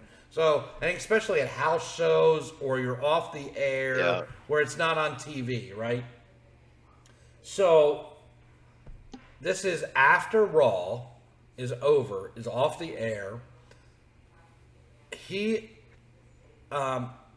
Booker T is out there with The Undertaker. And Kane, too, right? No, just The Undertaker. I think it was just Taker. He did one with Kane too. He did one with Kane, too, though, yeah. Okay. There's And a group of all them. he tried to do, Justin, was get The Undertaker to do the Taker Rooney. For him to do a spinner Rooney. Mm-hmm. And Undertaker's like, I'm fucking doing that. Nope. And like, all he's trying to do, Booker T, at that point, it's basically off script at this point. And he's just trying to get him to break character, right? And it's hard to break The Undertaker's character. Undertaker is the hardest person to break character. I think he admitted to breaking once. Yeah. And so then you have like Triple H come down and he does the spinneroonie and he tries to get Undertaker to do the spinneroonie. And then Vince McMahon comes down and does the worst fucking spinneroonie you'll ever see in your entire fucking life. And he tries to get Undertaker to do the spinneroonie. There's like 5 guys that come down and try and get Undertaker to do the spinneroonie. And so like, it's fucking hilarious. Look it up, find it. You're going to die laughing even if you don't give a shit about any of these people or wrestling. Yeah, that was that was a long time ago. But that's the thing. So you may end a show on a down note, right? Where it's the guy you know everybody's pumped up for doesn't win.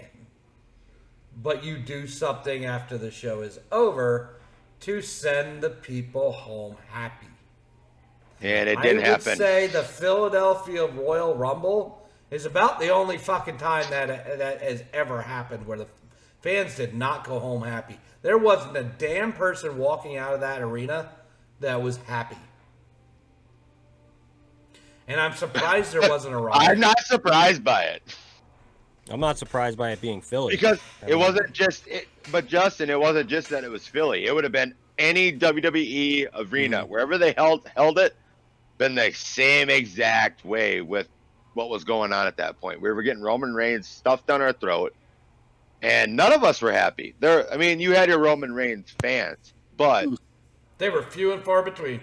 There were few and far between. You could have held that in St. Paul, Minneapolis. You could have held that in Cincinnati, Ohio. You could have held that in Chicago, Illinois, at the MSG where wrestling got big, at Madison Square Garden, and people would have left there freaking the hell out. So I think there was a point to do what they did, in Philadelphia. There was. What's coming up soon? I think I think going into Philly, like a lot of people are holding their nuts, because they're gonna get booed by that crowd. Philly is one of the best, loudest, strongest wrestling areas in the country. I would say Philadelphia is second to none, and I'd say Chicago is right there too. But yeah, Philadelphia if has you go a to great Madison Square fan. Garden, I mean, Well, MSG would be awesome too. I wonder- but yeah, I wonder if they all still go to Club Diner afterwards, or if that was a Vince McMahon thing. Because Kopi was into wrestling, our church buddy. He was into wrestling, and he used to go to. He knew about Club Diner because they'd go there afterwards. Like I think he said he saw X-Pac in there or something, or maybe it was Triple H. I don't know. Whatever era that was. Club Diner. Club Diner, you know Club it? Diner, go there. Is that the one on the Pike? Yep. Oh shit. Yeah, they used to go to Club Diner. Because I went there a few times, and Kopi was like, this is where they go after WWF. I was like, cool, don't care. I wonder where they go in Australia now. You might want to call them and find out. Yeah, Tony, you were I going to think say something? So 2024, do you know what is happening in Philadelphia? WrestleMania. Yep. the Pope's Wow. coming back. There's a problem with it. Where are they holding that at? Outdoors. They're Eagles- holding it at the Eagle Stadium. Yes. They have to. So, no, and I know they have to there. That's So why I in that said there's a aspect- problem with it. It is early April in Philadelphia is not fucking warm, and it's probably going to rain or snow. They said the same thing about New York, though.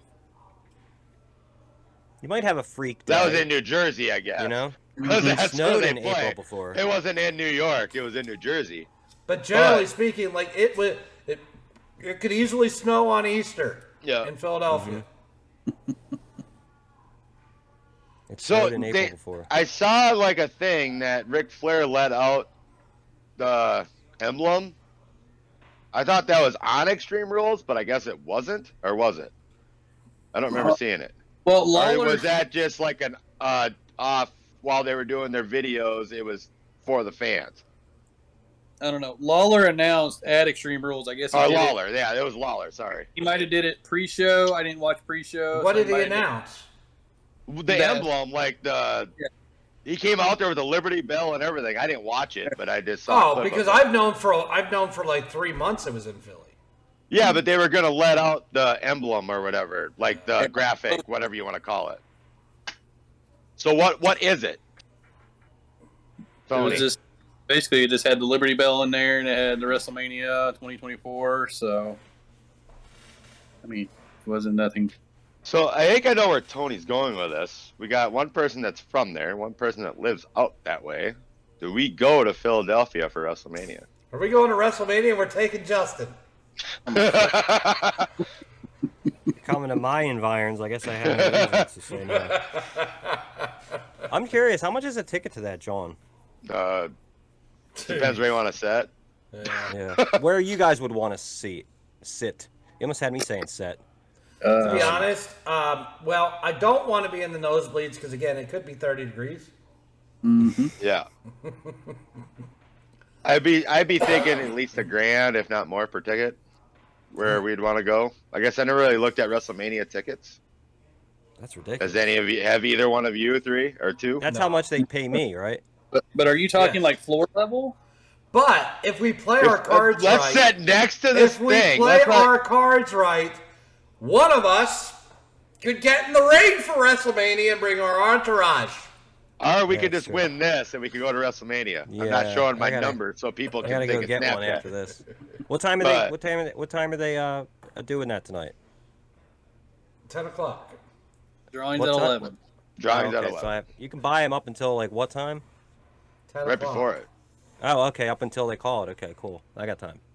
But so okay, we heard Andy's big big event. Tony, have you ever been to a big event, wrestling event, like you would call yourself big? I don't know if you ever been to a pay-per-view or not. Wasn't it Survivor Series when Shield came out? Yep. First time we were there in Indy. Nice. Yeah, I was there with Tony.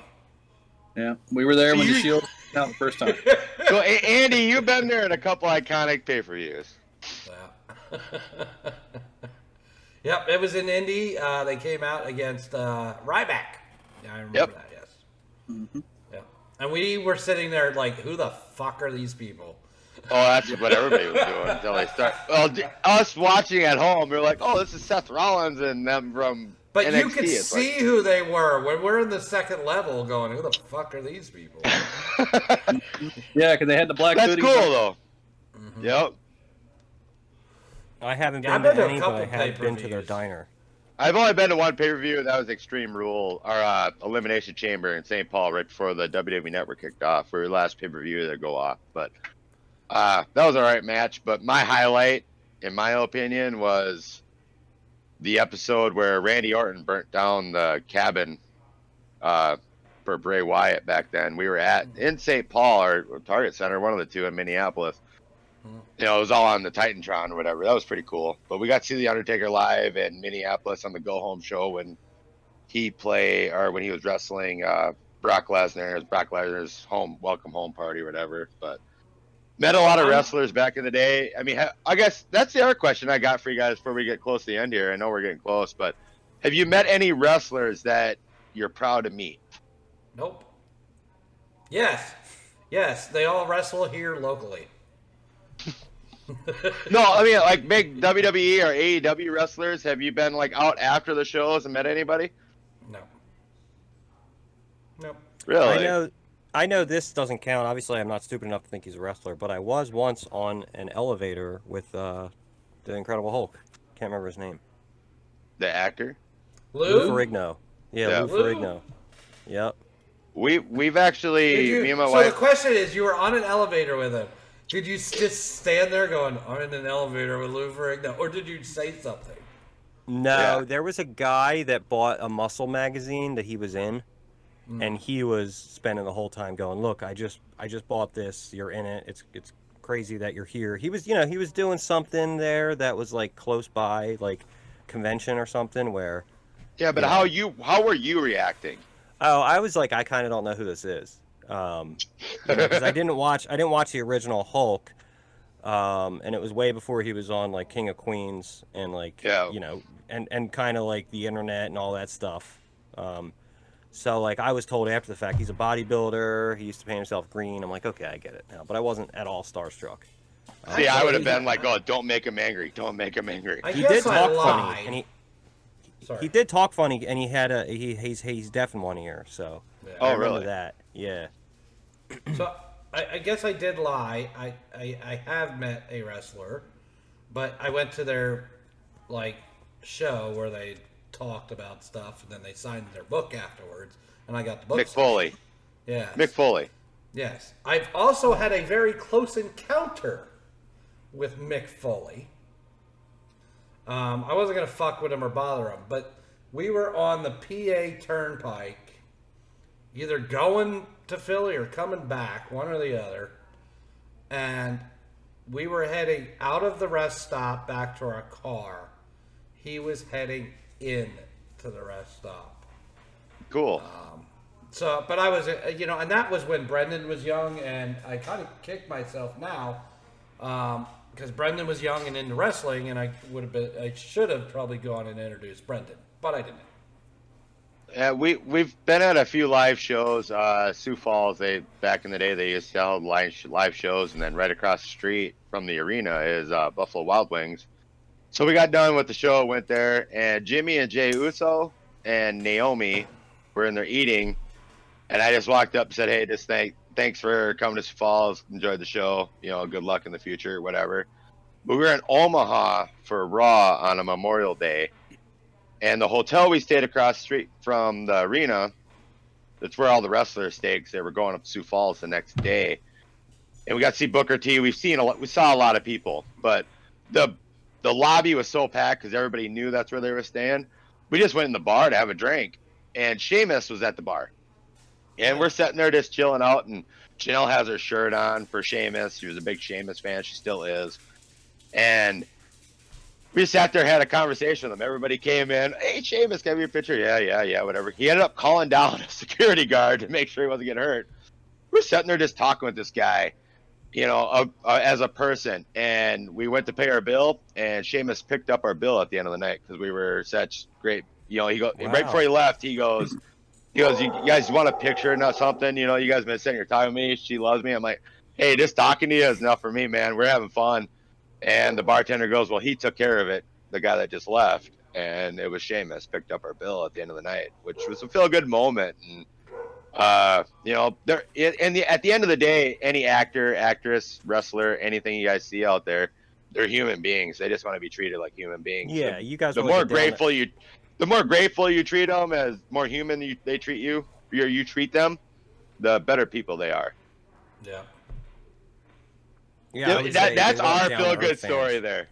That's our feel-good story there. It was cool meeting Sheamus and all that, and had a half-an-hour conversation with him, had a dinner with him at the bar, and he went into character in his Irish accent and all that. It was kind of cool. I mean, it was a feel-good.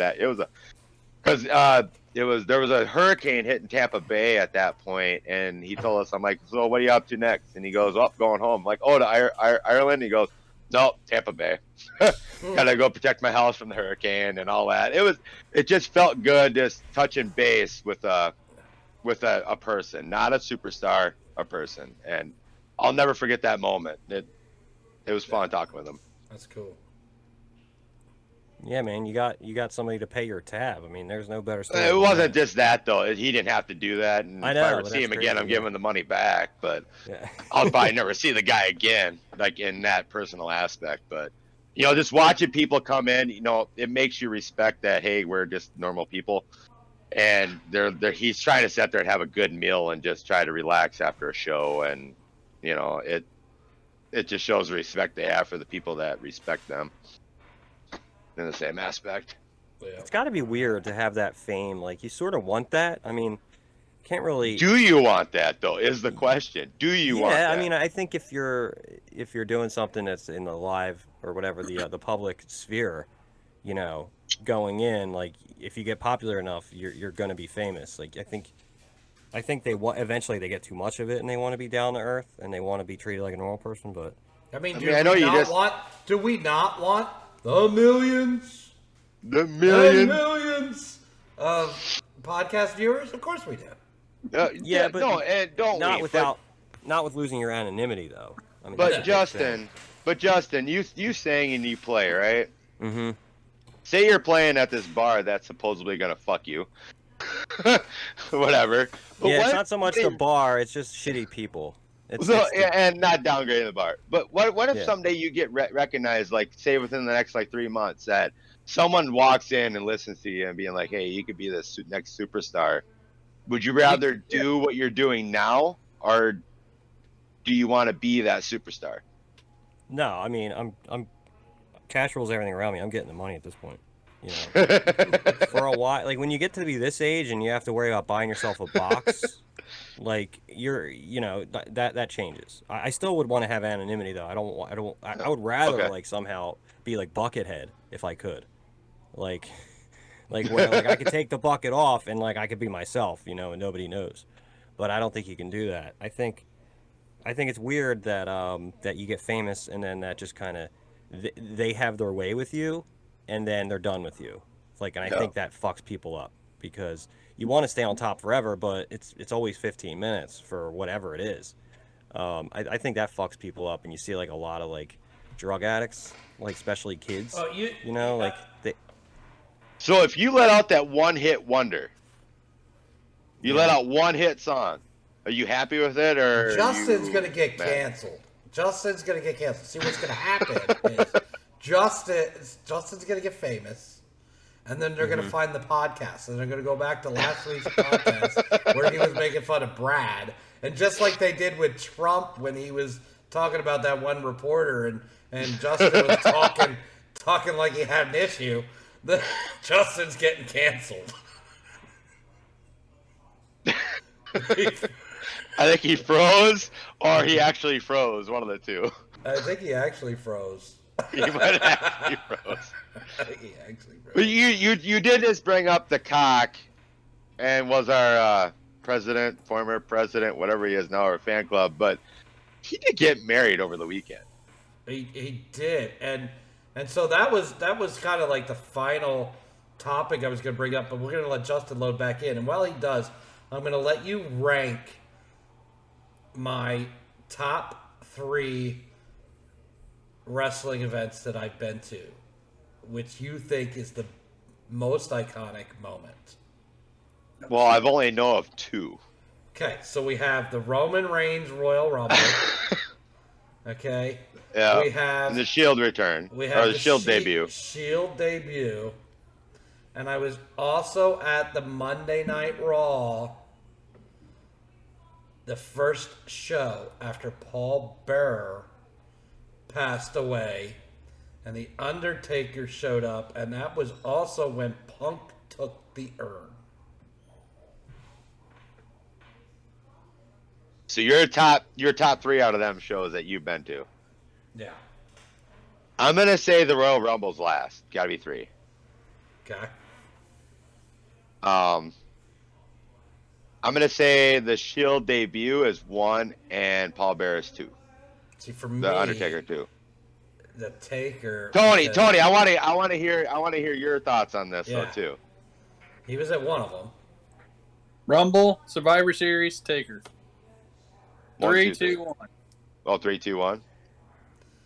Taker is number 1, and here Yeah. for me is why. I was gonna do that, but the Shield debut is pretty cool. My son was younger, Brendan, and his favorite wrestler, and he was there.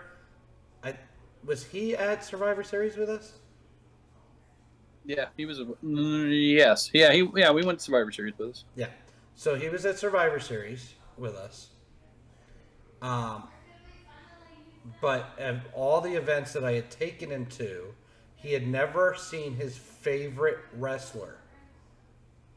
And his favorite wrestler is The Undertaker. His pop. Cool.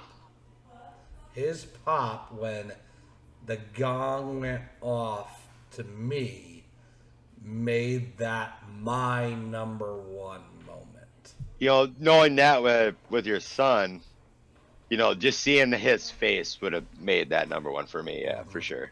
I mean, And I was going to say that as number 1, but I hardly watched The Undertaker's entrance there. I watched what my son was doing. yeah. I mean, that was pretty cool. But we were going to get into, now that Justin's back, final thing we're going to get into is that the cock got married over the weekend. The cock. And I know personally my invitation didn't show up. Did any of you get your invitations? I don't think he has my address. I didn't get a digital one. I know that. You did get a digital one? I didn't. Oh. No. Because that's how Justin would have got his, is digital. That's how any of us would have got one. It's a digital invitation. I didn't get asked for my address. Did any of you 3? No. No? No. So the cock didn't invite us to his wedding. And there's only one reason I think that is. Well, wait, who did he marry? What's his name? You know, yeah, we're canceled again. Not that there's anything wrong with that. But it is a very sweet girl, so I don't want to pull her down, right? No, we're not pulling her into this. Not any worse than. Very sweet girl that has to now put up with cock the rest. Yeah, of right. her Not life. any worse than having to deal with that, right? Yeah. But you know, he didn't invite us because we would have, one, we would have talked her out of it. Two, we would have taken her, you know, away from the party and had a bigger party with her. Choo choo. Choo choo. That's gross. What, does she make balloon animals? No, we're talking about Andy and his strip tease at that one wedding he was at. Oh, yeah. Okay. Where did he get? Where does he live? Where did he get married at? Texas. Oh, okay. But yeah, Texas. we would have taken her away and had a party. Come on, ride the train, choo choo, ride it. You know, but Electric slide. and she would have loved it because she married Brad because she would have loved to have, you know, some fun with us because she married Brad so she doesn't have to have sex with him anymore. Well, that's what happens after you get married. Right. So which is why Justin's him specifically, or she just doesn't. You think people don't want to have sex once they're married? That's why they get married, or well, like she wants to be around his presence, but she doesn't want to have sex with him anymore. So she wouldn't it be both of their presents? Like from the wedding, don't they share the presents? I don't know how that. I don't think I got any presents. Oh, his presence, like his Yes. being around him. Got you. Yeah. I thought Maybe that was like we a weird... should have. Maybe we should have sent them a present. Here we go. I'll send him these. We could find something. We should send them a wedding present, even though we weren't invited. Us from Back Talk should We'll send have to them talk about this off the podcast. off air so that he doesn't know. Yeah, and with a note that says "open on the podcast." Yeah. He does not like he does not like me though, because let me just read it in his voice what I can imagine. Because like I said from the chat, Another canceled episode. from the chat he sounds like a freaking idiot. Like I said last week, he doesn't sound like a freaking idiot this week. But like when he was trying to like joke or whatever, no, I said that. Like yeah, we can all say congratulations to somebody for winning. No, I said happy birthday. Yeah, it's everybody says happy birthday. We all get to say no, I said happy birthday. Okay, so Did you get a happy birthday from him? I don't think so, but that's fine. Hell yay! I'm saying yay because Y-E-A is not yeah like people think. It's yay. I mean, get a Bible. Hell yay. I guess he meant to say hell yay because that's what gay guys do. Great job at Paul. This guy's name. I'm not going to say his whole name. I just need Patrick Mahomes to go get less than 23 points. But it was like Paul's the dude that beat me, so it's like just like a little fuck you. Well, that's the thing, and the Patrick Mahomes thing. Yeah. That's my wife's team, Right. Yeah. so she could take the cock down Mm-hmm.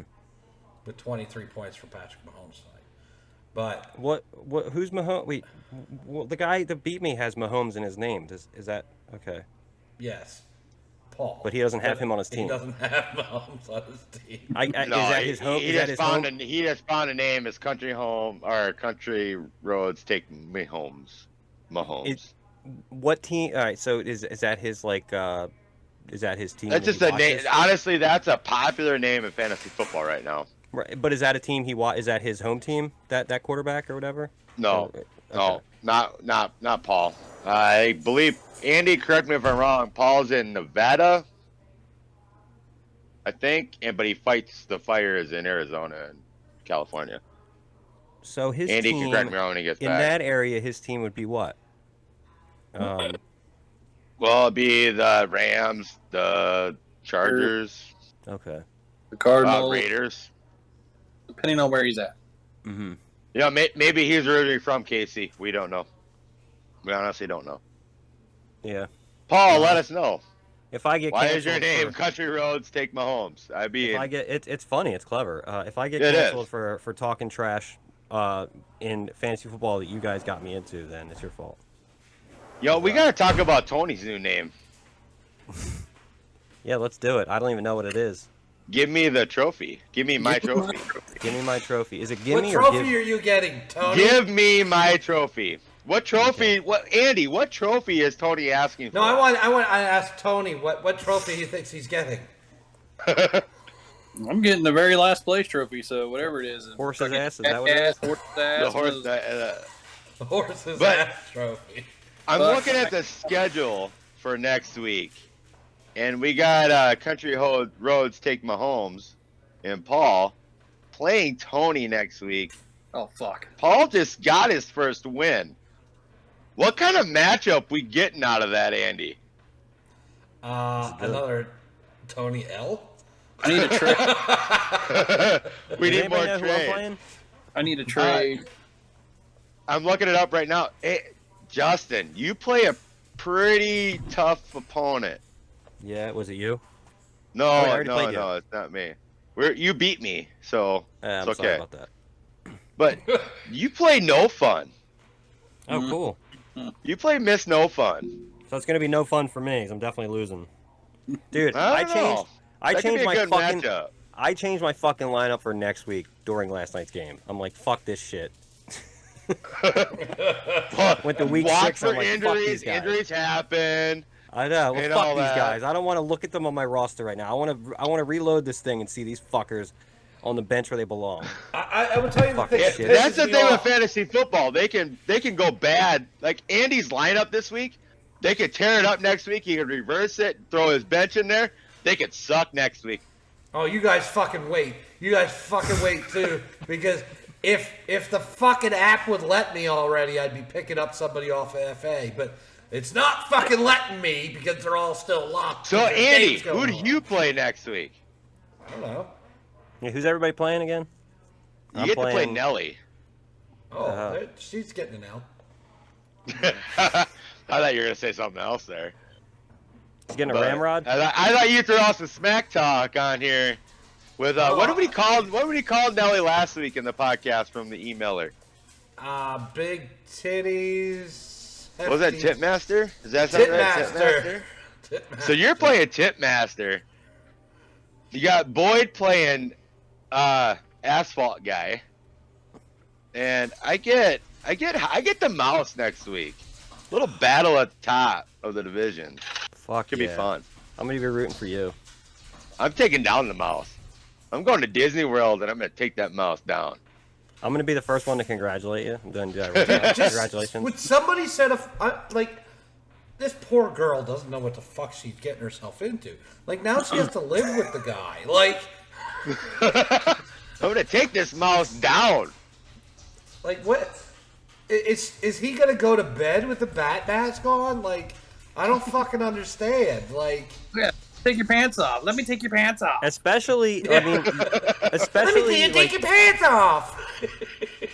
how many days or weeks till like you realize like that Mickey Mouse voice is, nothing special. Maybe she likes it. Yeah. Well, I have news for you, I guess lady. we don't know where they're going on their honeymoon.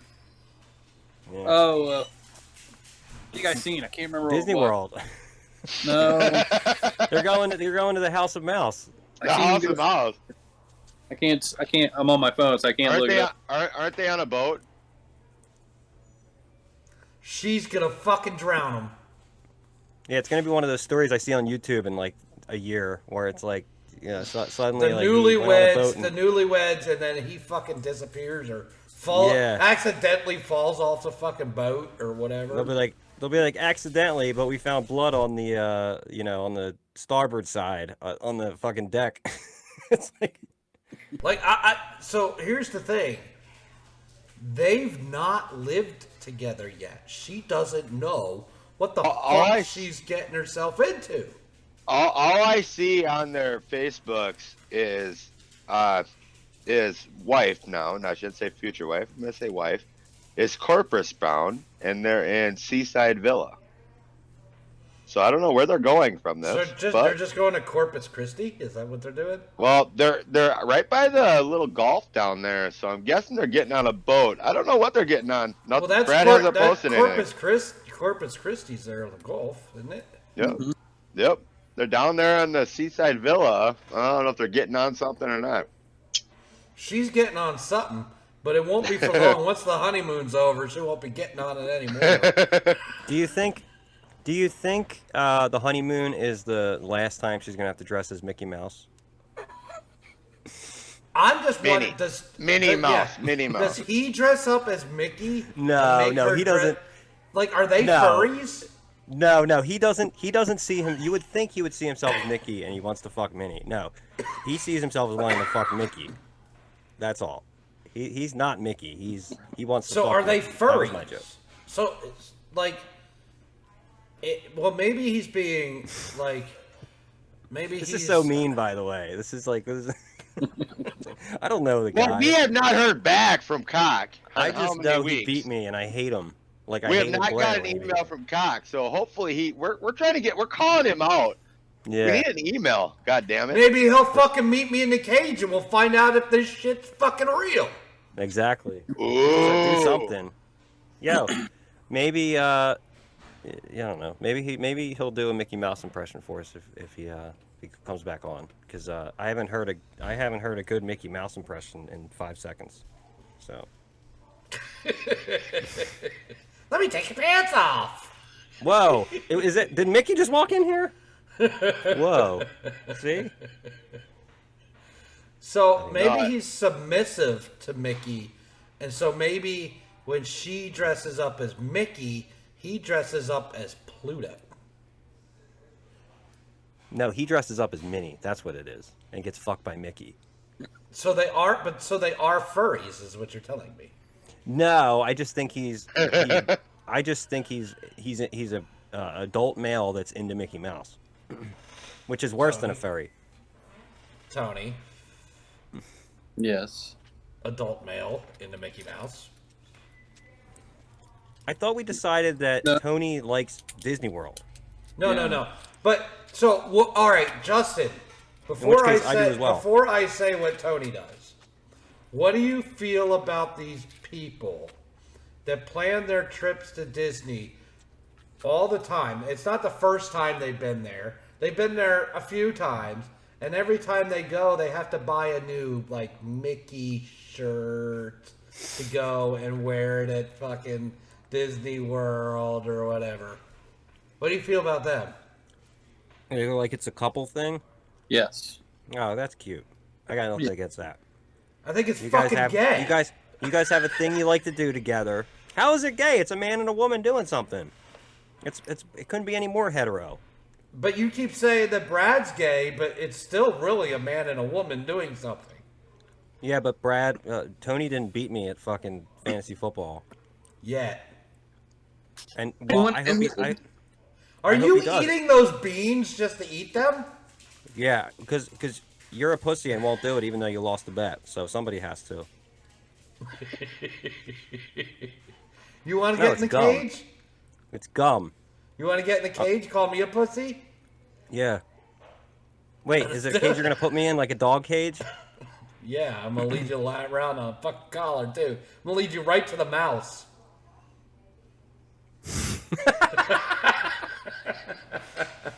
I think somebody's got to eat fucking beans today. That's all I'm saying.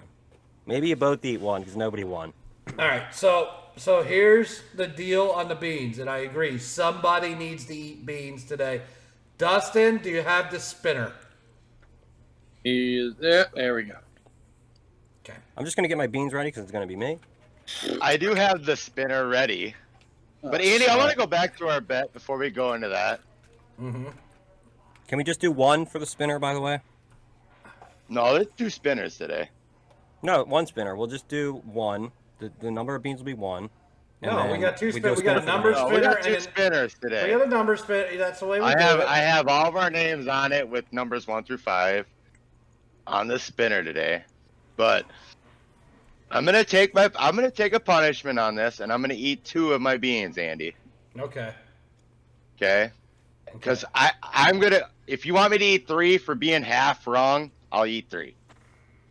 You can eat That's 2 up to you, today. Andy. You can eat 2 today, and if we find out that No, there's you were there's totally nothing wrong. going on from this. Because I don't feel I was wrong, but I don't feel you were right. I don't feel you won, and I feel like I So lost. I'm gonna Okay. take half the bet here.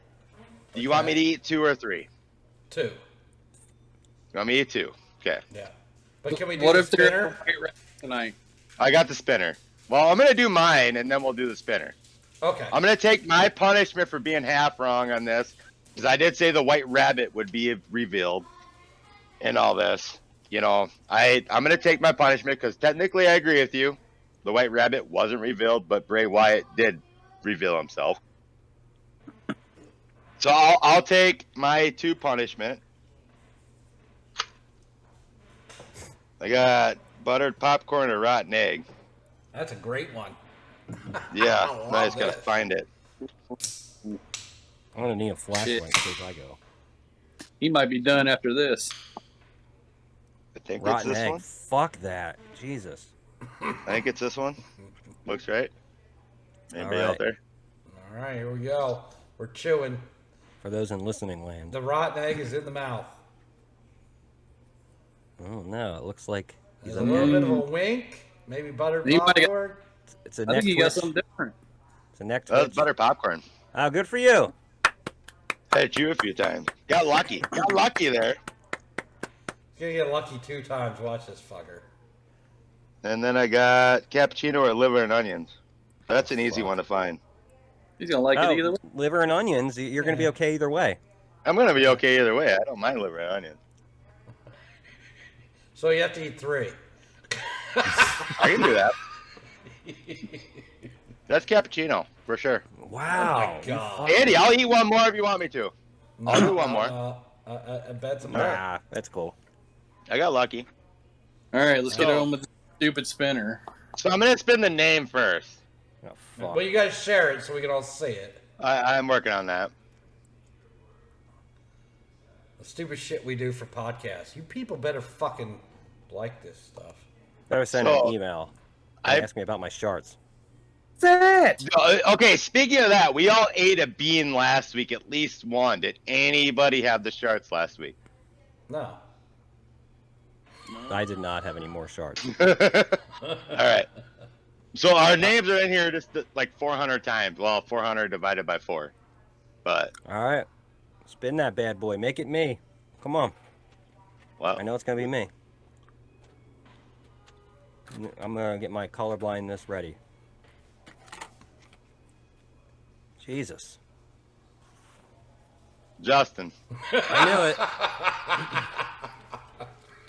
it. And we'll do the numbers, same kind of concept. Yeah.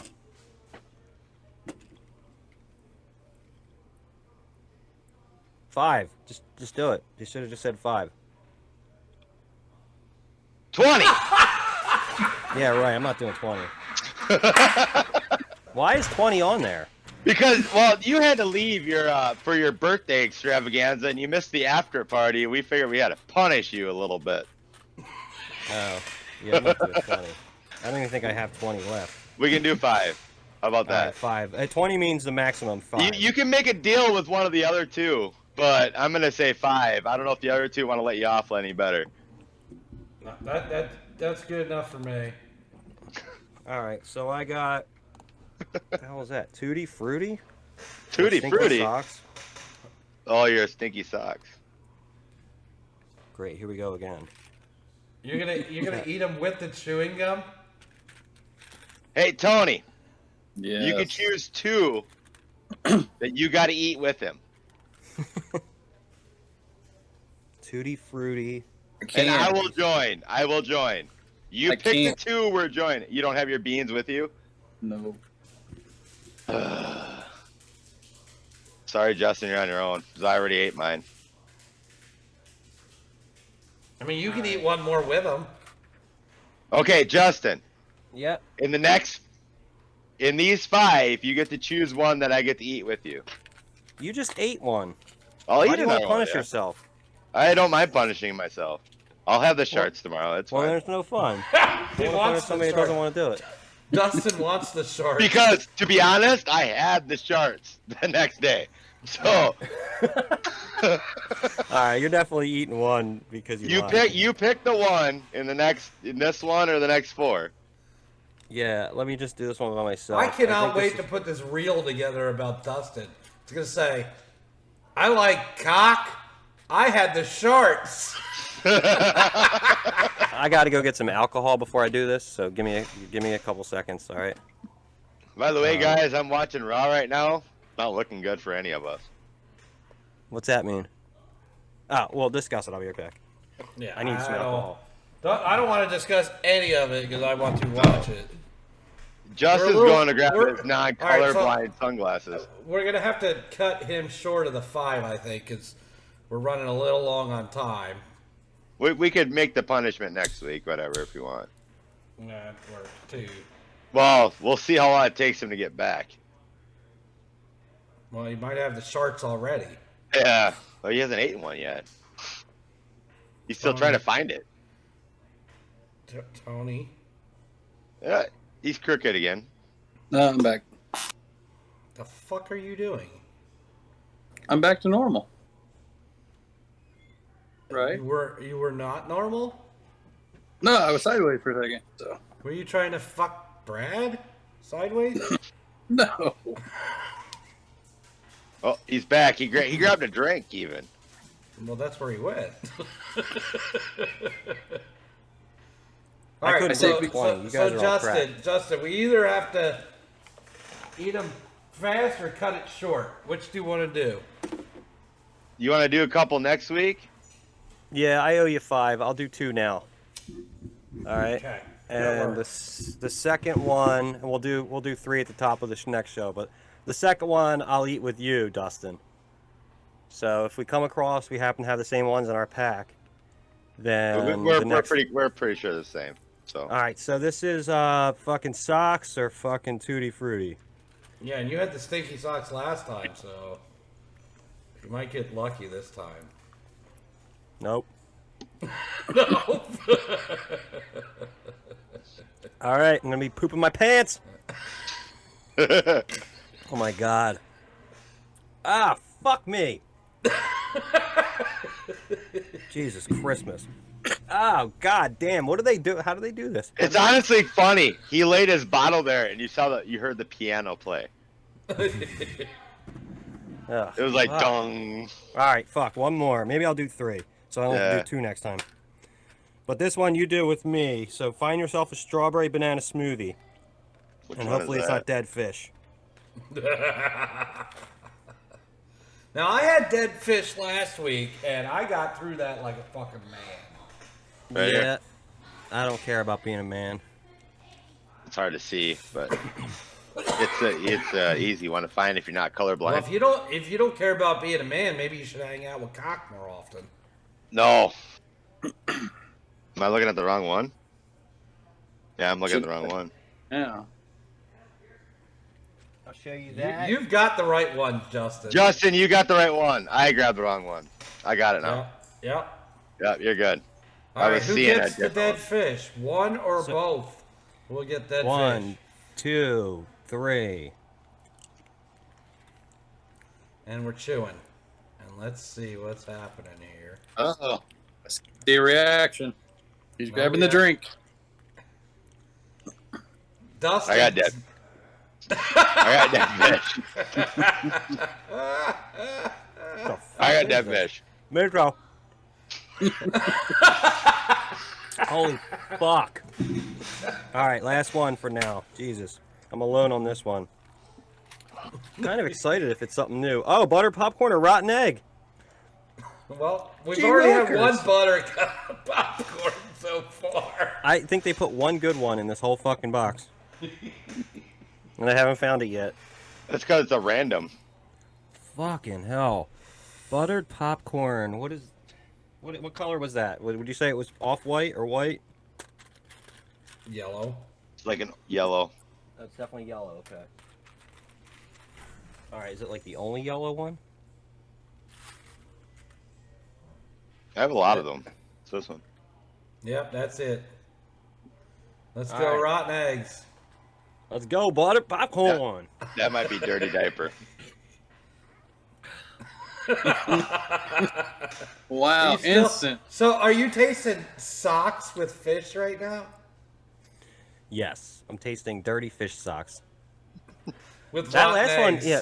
That last one was like it was hanging around like unquestionable for a while, and then it was just like, all right, here we go. What was this again? Butter popcorn or dead fish, right?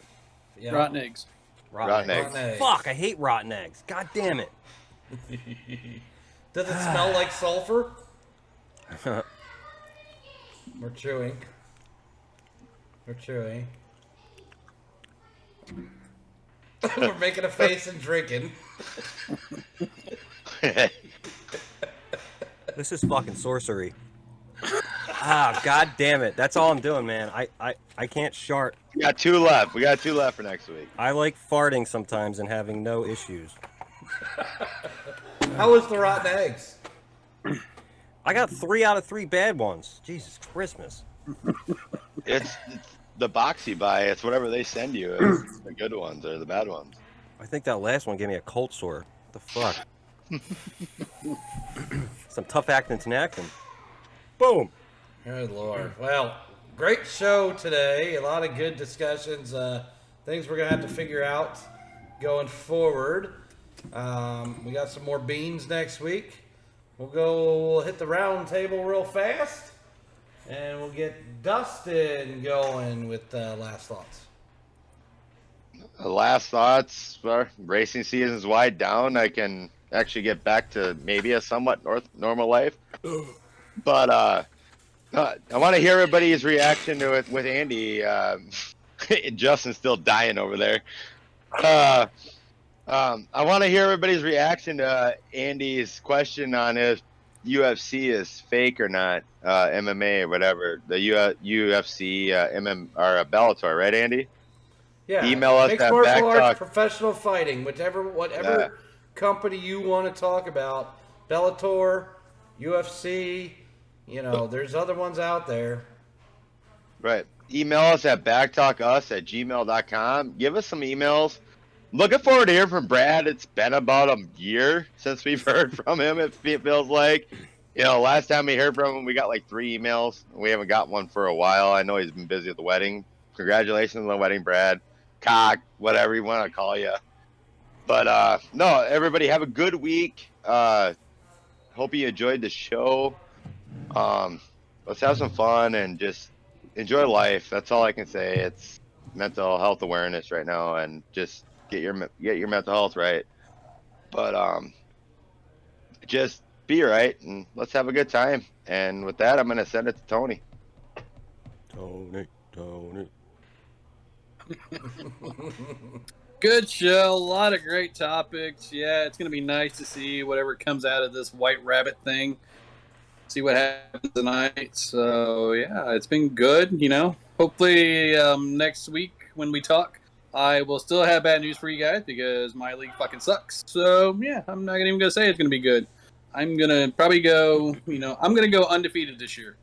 I'm not going to go in. It's the way it's going to be, and it's going to be all right, I guess. So, yeah. Glad you guys are still Yeah, undefeated? Undefeated. Unwinless? Justin, what was your word for unwinless or winless? Unwind. Fucking Tony. Unwon. Unwon. We just call it horse's ass around here. Yeah. Justin, if you're done, try not to throw up. Yeah, that's fucking bad, man. That stuff's bad. I don't like that. Brad, congratulations. And somebody slipping him to Mickey right now. I want to know what slipping the Mickey would be. Justin, what's slipping the Mickey? Unfortunately, it's like what's his name did, Cosby, right? Yeah. In order to take advantage of them. How many women? Like 30,000? How many? Like all of them? He did that to? Every woman in the country. Yeah, literally anybody he met. I want to pudding pop? I know, that's everybody's go-to thing. Pudding Pop. The pudding pop. The You know what? pudding pop. Still better impersonation than Mickey Mouse, though. Because, not everybody can do that impression.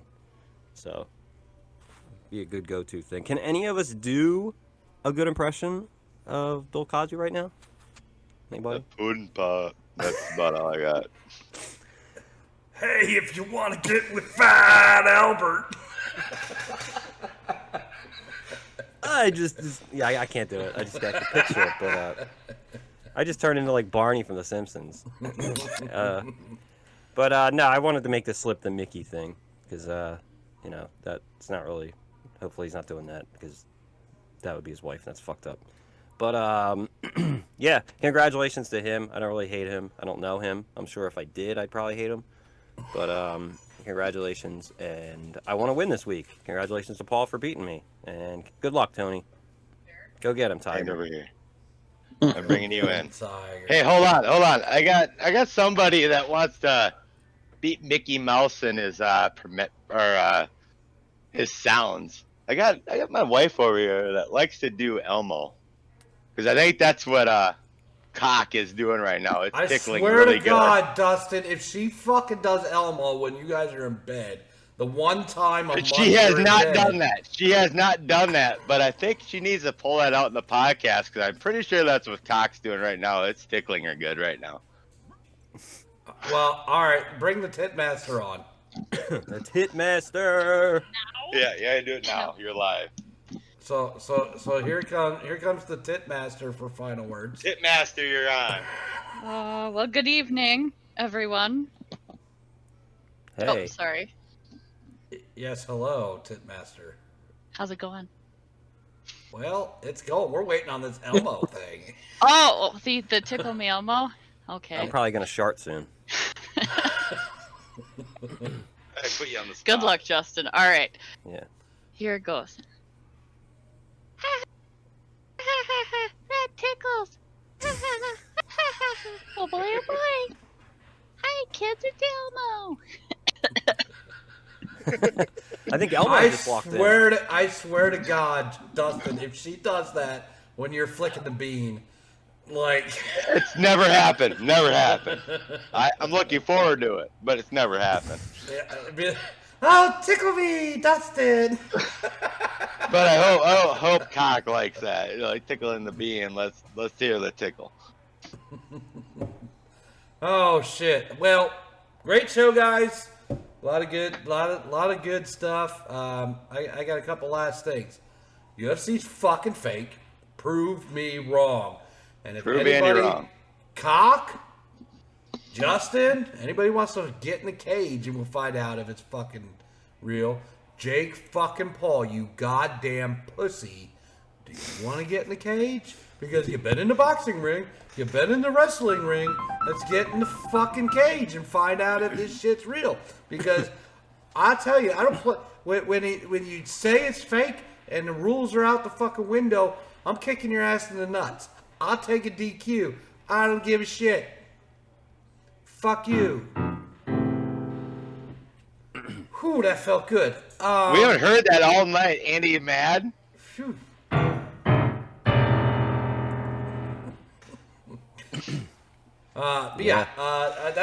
That's my rant. UFC's fuck fake. Ultimate Fighting's fuck fake. I think boxing's going down the realm of being fake.